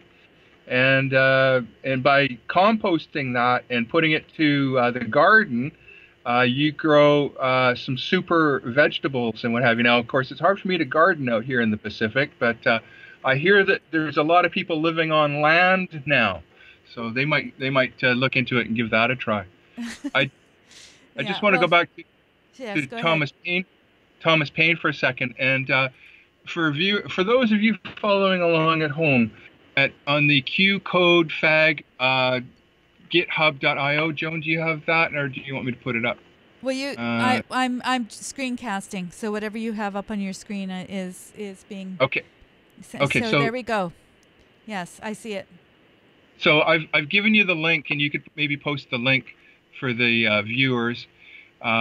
But in that link, those are all of the Q posts that have come across since October 28th, first post from Q. And message number 433 is from an anonymous person who is offering to the board that they might follow Thomas Paine. Follow at Thomas 1774 Paine. It says, if you are FBI and don't know who you can contact, who you can trust, contact True Pundit or Kellstrom, and we will take your intel and protect your identity. Q grabs that message and quotes it and says, trust Ray. Now that's speaking to Christopher Ray. So Thomas Paine is a Q sanctioned, is that the word? Q qualified source for information, but really we want to see the FBI and the CIA, who have been running a police state for our entire lives. That's what happens when we get into these banana republics, which is what the American situation has been for far too long, a police state where the rogue agency of the CIA, the DOJ, and the FBI have decided that they're going to kind of break off from the constitutional authority that they have, and that they are going to be positioning or posturing themselves above the Constitution and above the president. And these sort of things. No. What we're doing right now is we're getting rid of those traitors. Andrew McCabe has connections to the Russian mob. There's going to be all kinds of other information coming out about the nefarious actors that have infiltrated the highest level of the American justice system. The Obama-appointed Department of Justice, the judges, as an example. All kinds of stuff is coming undone. But what we know through Sheriff Arpaio, Joe Arpaio, and through the Chans and a number of other resources is that Barack Obama, Hussein as he's referred to in our circle, Hussein is not an American-born citizen. Just as everybody has been talking about, there's a reason why he sealed his records and these sorts of things. We've had the contact with his brother. We have his real birth certificate from Kenya.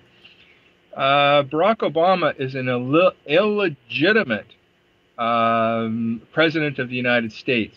What that may, and it throws the United States into a constitutional crisis, and what that may mean is that anything that Barack Obama did is not valid and can be walked back or drawn back. Those are things that are going to be discussed and coming out in the future more, how we deal with some of these bad actors who have been legislating the game towards the favor of the globalists, the global elites, the New World Order crew who own these guys. Again, I have hope now that we don't have the New World Order candidate in power. And had Hillary been in the driver's seat, it would be a much different world. It would be business as usual. We would continue to have the deep state, the global elitist, pedophile, satanic cult standing on our necks. Now, those are words I would not have said a year ago. I've heard about the satanic stuff. David Icke, Alex Jones have been talking about it for decades. I needed to stand back from it for my own sanity. So I understand when other people will do this, but it is going to be becoming more and more known, and it has to be known. The only way that we can get rid of this in our culture really is to shine a bright light on the darkness and the shadows and the corners and the cracks and the crannies, and really ferret this stuff out and get rid of it. So there's going to be some shocking and some disappointing revelations made about what we thought was legitimate presidencies, legitimate law, legitimate actors are going to be, from what I'm reading.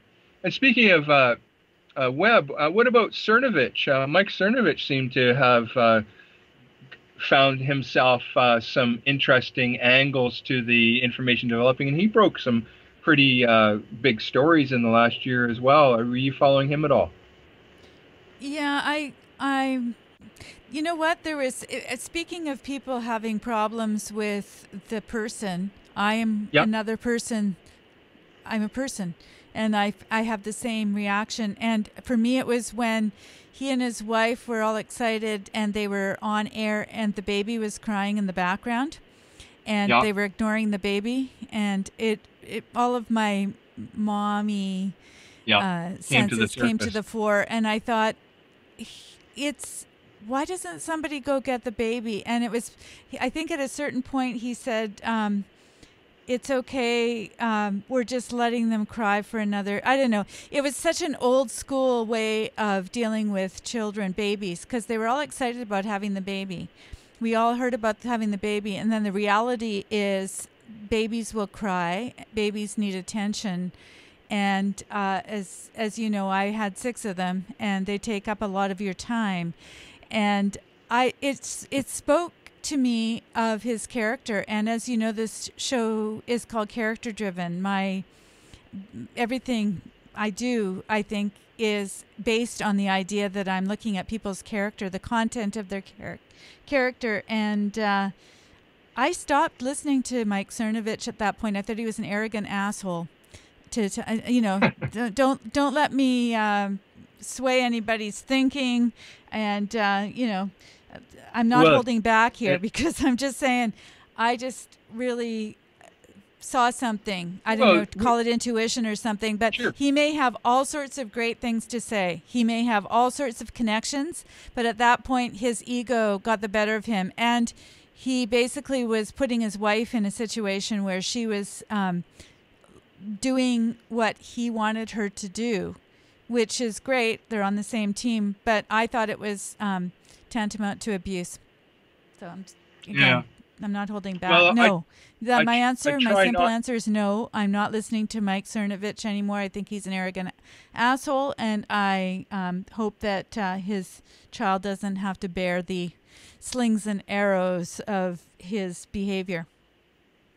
Sure. I understand your point, and you've illustrated, actually, I think what we're trying to address here is that rather than focus on the messenger, we really need to look at the material that is being brought forward by these people. So Mike isn't somebody that I can listen to a lot of, because he talks a lot. His things are not as long as our conversations, apparently, but he's had some long stuff. And for me, I don't have the attention span for that to kind of go through the rambling that goes on in these longer exchanges. But I was speaking more to that he broke some news stories way back, and that caused some big waves. And it's escaping me right this minute what it was that he broke. But I just found him to be, we're talking. I've been having his connections, and I was mentioning that Cernovich has connections, and deeper in than some of us. And so I find him to be a credible source of information. I may not agree fully with his lifestyle or the things that he says or his opinions, but I very much admire anybody who can bring information to the table. And frankly, I don't care if it's Adolf that shows up with the right information. I'm going to take it. He may do. Yeah, he might. Apparently there's a lot of Nazis out there and a lot of Hitlers or Hitler wannabes. So, either he or his spawn will probably show up some point. Yeah, I guess. Jordan Peterson is Hitler. Yeah, apparently so. And but the thing about it is that a lot of people really like people like Cernovich. They like his delivery style, that sort of thing, and that's fine. Again, we're not talking about the person. We're talking about the message, because there's, heaven knows, so many people that have been persecuted, like Jordan Peterson, because they maybe don't deliver the message the way that a person might want to, and it's mixed in with other things that are completely untenable for people. I don't find it that way myself, but that's absolutely fair. I just think that in the end, who are the people that we want to occupy the earth with, and who are the people that need to have their comeuppance, I suppose. And it's great that there are people that break stories and can bring forward things that we might not otherwise have known. And I think Mike is one of those people, and I give him credit for that. But I can't admire him. I can't use that word admire. I will say I think he is interesting in terms of the things that he brings to the table, but sometimes I just feel like I don't want to spend my time with people like that on the earth, even if it were perfect in every other way. So I wish that people like he would just be like a little bit more humble, like you have brought forward things, but I don't think that you need to have the credit. I think that he that whole thing that he was doing was about, I just broke this great information. We're so excited. Look what's happening. These people are going down. Et cetera, et cetera. And I just go, we need less of those people. And I find it ironic because a lot of folks see Trump as being that type of person. And yet I see more humility there, even that he says he's a genius. Because he's in the background. He's working with other people. He's giving us these hints through QAnon and that sort of thing. And he also knows that you don't let the left hand know what the right hand's doing. Discretion's the better part of valor, all those things that are cliches. Why are they cliches? Because they are true. The people that are doing the most for the world are often the ones that are doing it quietly in the background, feeding things to other folks who are a little bit more, they're pontificators, or they're people that spend 3 hours on the air talking about things. But anyway, I've got a couple of people. I'm not trying to gain support in my opinions here or my perspectives, but Florida Girl and Yorita A. King. I'm trying to figure out how to pronounce the name, Jorita or Yorita. They do agree, and I think that what happens is it discredits the message when we have people doing these kinds of things, because I was listening to what he had to say until I started seeing how he was behaving toward his fellow human beings, including his own spawn, his own, I shouldn't say that, I mean his own flesh and blood. I didn't mean to say that in a derogatory way. No. This isn't attack journalism, and even if we sound like we're criticizing someone, we hope that it's constructive criticism. You know, uh, how we talked about how I feel about the Abedin situation, and that she was groomed her entire life to play the part that she has, and I'm not sure that she could have ever escaped this alive, and that she had been doing what her boss had told her to do. So it kind of, I know there's a big noise, a big kind of hatred towards being a traitor and this, and technically she is, and I'm not trying to give her a pass. But I think it's important that we recognize that these are all people. This was somebody's child, somebody's baby at one time. We all have, we're all human. And I just wonder, what does justice really look like for someone, I'm using Abedin as the example, who has been groomed since a very early age and then put into this situation that she wasn't able to escape. She certainly wasn't the mastermind here, from the information that I'm taking in on that situation. And so what I want to say is that even everybody, I'm reading a lot, everybody's got a lot of great ideas on how to execute Hillary Clinton. But my position on it is, wait a minute. How about we give Hillary some time to think about what she's done? And so what I offer is let's offer her some solitary confinement in Gitmo is fine with me. I think that's probably the best, safest place for her, where we'll have 24/7 surveillance through the World Wide Web. So we'll have a Hillary cam, and we can all look in on her and make sure that she's there. Talk about just desserts, eh? Yeah, and have her in her cage, where she doesn't have any human contact, but she has a picture of Jesus. She has a jug of holy water, and she has lots and lots of time to think about what has happened and what her part has been. And let's let God call her on his terms. Let's not rush to execute her and send her off. I think that that's a short-lived victory. I think that in the consciousness of man, I think we're better off to offer her and the others who are involved in this an opportunity to reconsider. They won't reconsider or reflect, if you will, if they're allowed to intermingle with each other. So it has to be solitary confinement until their final days. And solitary confinement is a very harsh sentence in itself.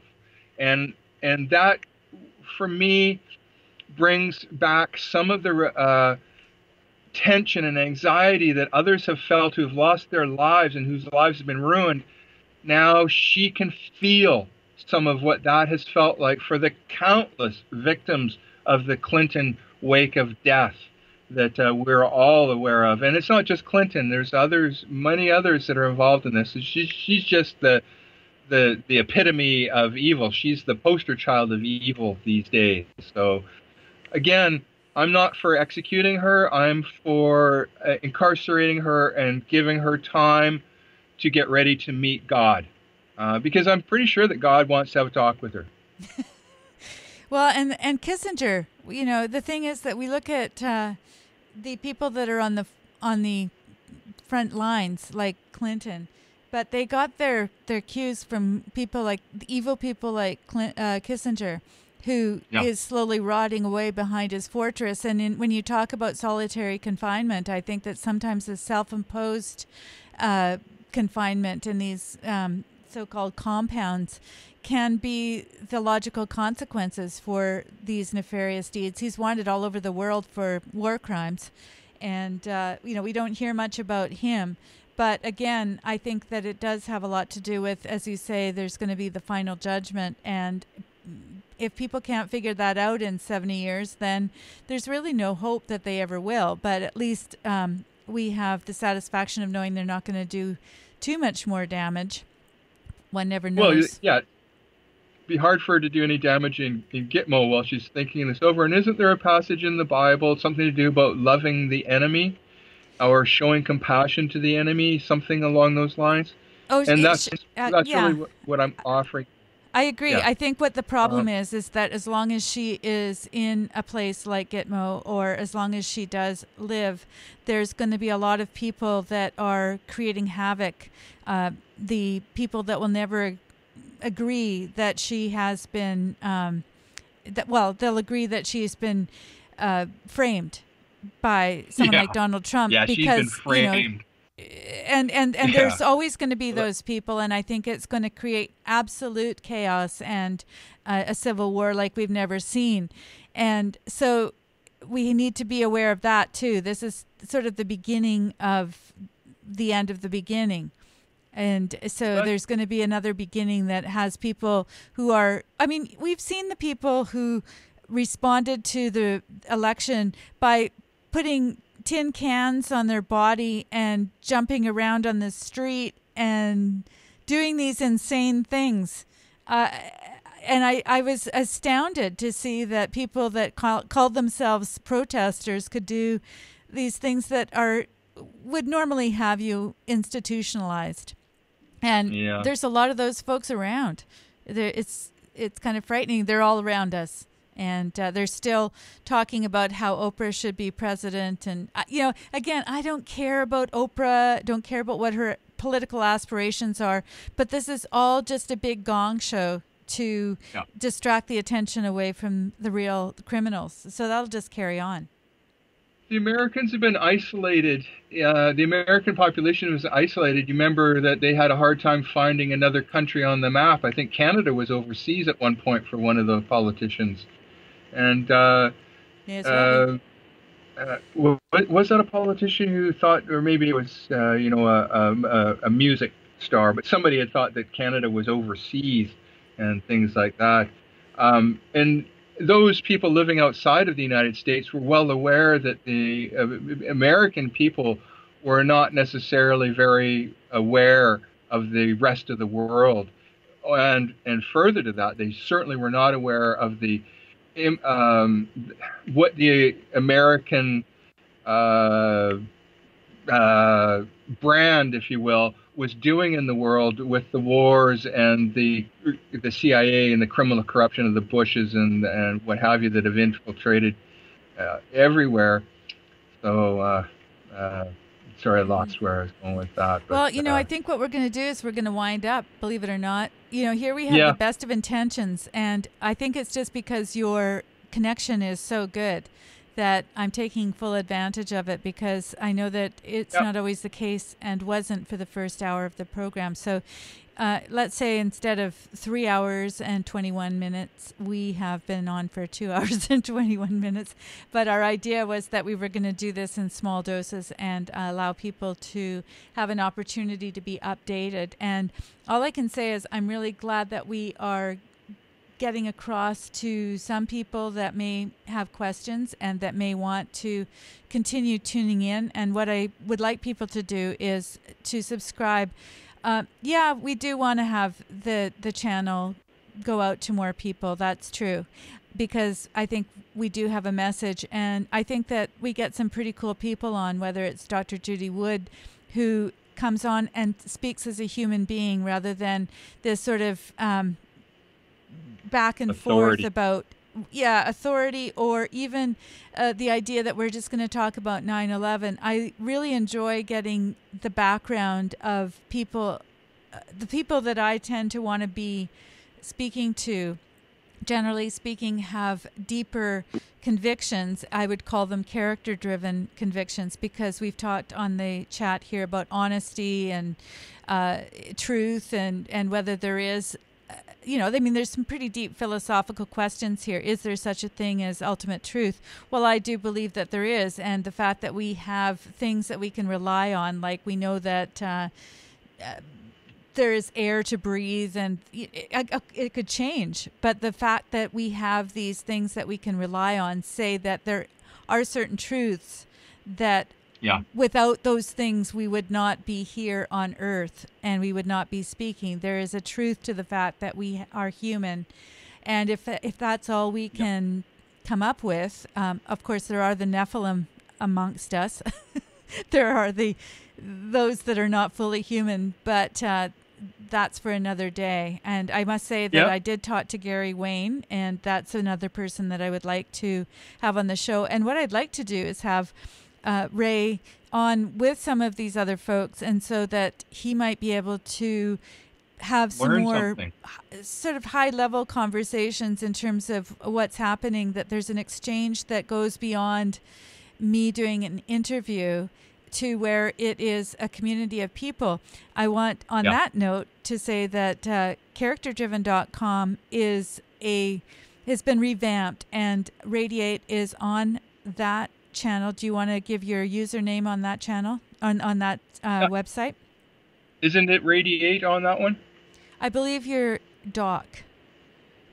I believe that's who you are. So if people want to cruise over to characterdriven.com, it's fairly easy to log in. The only reason that I have people logging in is that just to keep things private. But it's a little bit like a Facebook interface. I'm trying to keep it as exchange-oriented as possible. So if you want to carry on the conversation with Doc, I check in there as well. He is Radiate, and he will answer some of your questions. And what I'm hoping is that you'll bring some of your other friends over. Not that I'm advocating Facebook in any way. I think it's a complete troll site. But if you do have a Facebook ID, you can just log in with that. And so I've just made it very simple for you to become so-called a member. You're not really so much a member as just a private citizen of the community. And here we have actually Doc posting an update. You'll see that the format here is very much like Facebook. And it's meant to be easy to use. You can actually share on your Facebook or other sites, Pinterest, that sort of thing, and you can contribute. I'm very happy to have you contributing on the site, because this is where we're going to get some of our ideas for different shows upcoming. Sure. This is where we can chat with each other. We can carry on, have private messages, and anything that you do need in the way of extra resources, I'm happy to add to the site as well. So please do go over and become part of that. And I will try to check in more often. I think that Doc's done a great Doc Radiate. Maybe that's what I should have made the Twitter handle. Doc Radiate. Well, we're kind of on the fly. This has been organic, and that's what I'm interested in. I'm not very good at structured things. I tend to kind of bust out of the lines, and I color outside of the lines all the time. It doesn't make me popular, but I can sleep at night knowing I'm not suppressing my viewpoints, and I'm not towing somebody else's line. I'm not particularly a fan of anybody. I'm really just looking for the truth, or at least the current lillipad of understanding that allows us to sleep and to carry on in our days. We all are in the pecking order in the hierarchy here somewhere. Some of us are further along in the discussion, and others are catching up. It doesn't make anybody better or less. We are interested in having a civil conversation with anybody who's willing to have a civil conversation. We do not tolerate shills and trolls. We don't tolerate divisive behavior, and that's I think that can be said about CBTS, about character-driven. You can pretty much gauge by the type of conversation that our listeners have heard today that my view is that I like to have a casual atmosphere where it is an organic discussion. Yes, we talk a little bit before the show starts about some of the things we like to cover, but how many times have we stuck to that? None that I can remember. I mean, we always start in on something and it just grows, and that's what I'd like to see for families everywhere, conversations at work, at play, with your family, with your coworkers. It's important to keep it civil. trying to push any of this information on anybody is like pushing water or hurting cats. It just can't be done. So if your message that you, and I know that you are operating from a point of love for other people, or let's hope that that's the reason why. Maintain that stance so that you can terminate the conversation when it starts to get stupid, and you can walk away. And one of the things that I like to say right now is Trump trumps evil. And I think that that's going to be a slogan we're going to see more of this year as the criminal cabal is dismantled. Trump trumps evil, and I'm looking forward to a better time for the human beings, for the human experience, because the way it's been for my lifetime it's just not been that great. Through the slavery and through the Rob thing. But yeah, I'm available for people who want to talk about stuff in a civil way. They bring me information, ask me things. I'm happy to have the conversation with real people who are genuine in their curiosity or in their knowledge. It's not about me. I'm not trying to say I break this story, I break that story. It's really about the information, the truth, and the focus of where we're going in the world. And right now, it looks like we could be heading towards a better world, but many people aren't understanding that yet. And we hope to be able to break that down into 2-hour segments instead of 3, and make it easier for people. But yeah, or even less. It's hard to put 40. What we'll do is we'll break into your day sometimes, and so if you just become a subscriber to the channel, more so just so that you're going to get the updates if you're really interested in what we're doing here. We are trying to create a community, and that's, I guess, my big thing is I've always been a facilitator, right? Back from the very beginning, I love to get people together who I think might have something to say to one another, and I guess grow the message in such a way that you've got this person and this person who have a way of interacting that actually adds to the conversation. And, I like to think that sometimes when I've had someone like Dr. Judy together with another guest, or when when I brought Ileana Perlingeri, Dr. Perlingeri, she's now passed away, but I had her speaking to another of my guests, and it was great because you just saw this kind of magical thing happen where people go, oh, I was learning about that. What do you know about that? And it turns into this kind of great conversation where it doesn't matter what your credentials are or what your background is. Sometimes we're just able to really add to the conversation and add to our intellectual, philosophical understanding of the world and get a little closer to, let's talk about character rather than truth. I think character is where we're trying to pursue the truth and where we have a really unsullied idea about what it is that we're trying to find in our own life, whether it's coming to fruition or not. I think it's sort of like an addict who is really, really trying very hard to get off their habit, to be able to get back to a place of just stasis in their life. And I think between what you do with people's health and what you do with their minds, it's very helpful to have these conversations with people. So I did put Character Driven together again, sort of for Ray's benefit. I think it was a helpful way of being able to interact. And so do go over there and continue the conversation with him and get to know each other as part of a community, because that's what we're trying to grow here. Not a conspiracy community, but an actual group of people who care and interact with one another and are trying to develop character.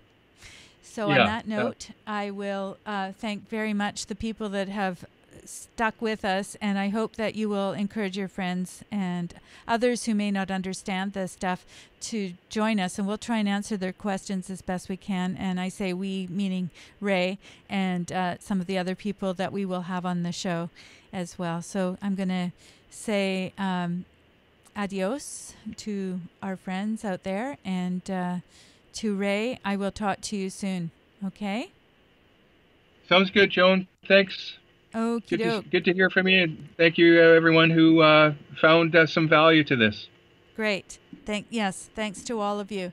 And we'll see you on characterdriven.com, and we'll see you next time online. Bye-bye. Bye for now.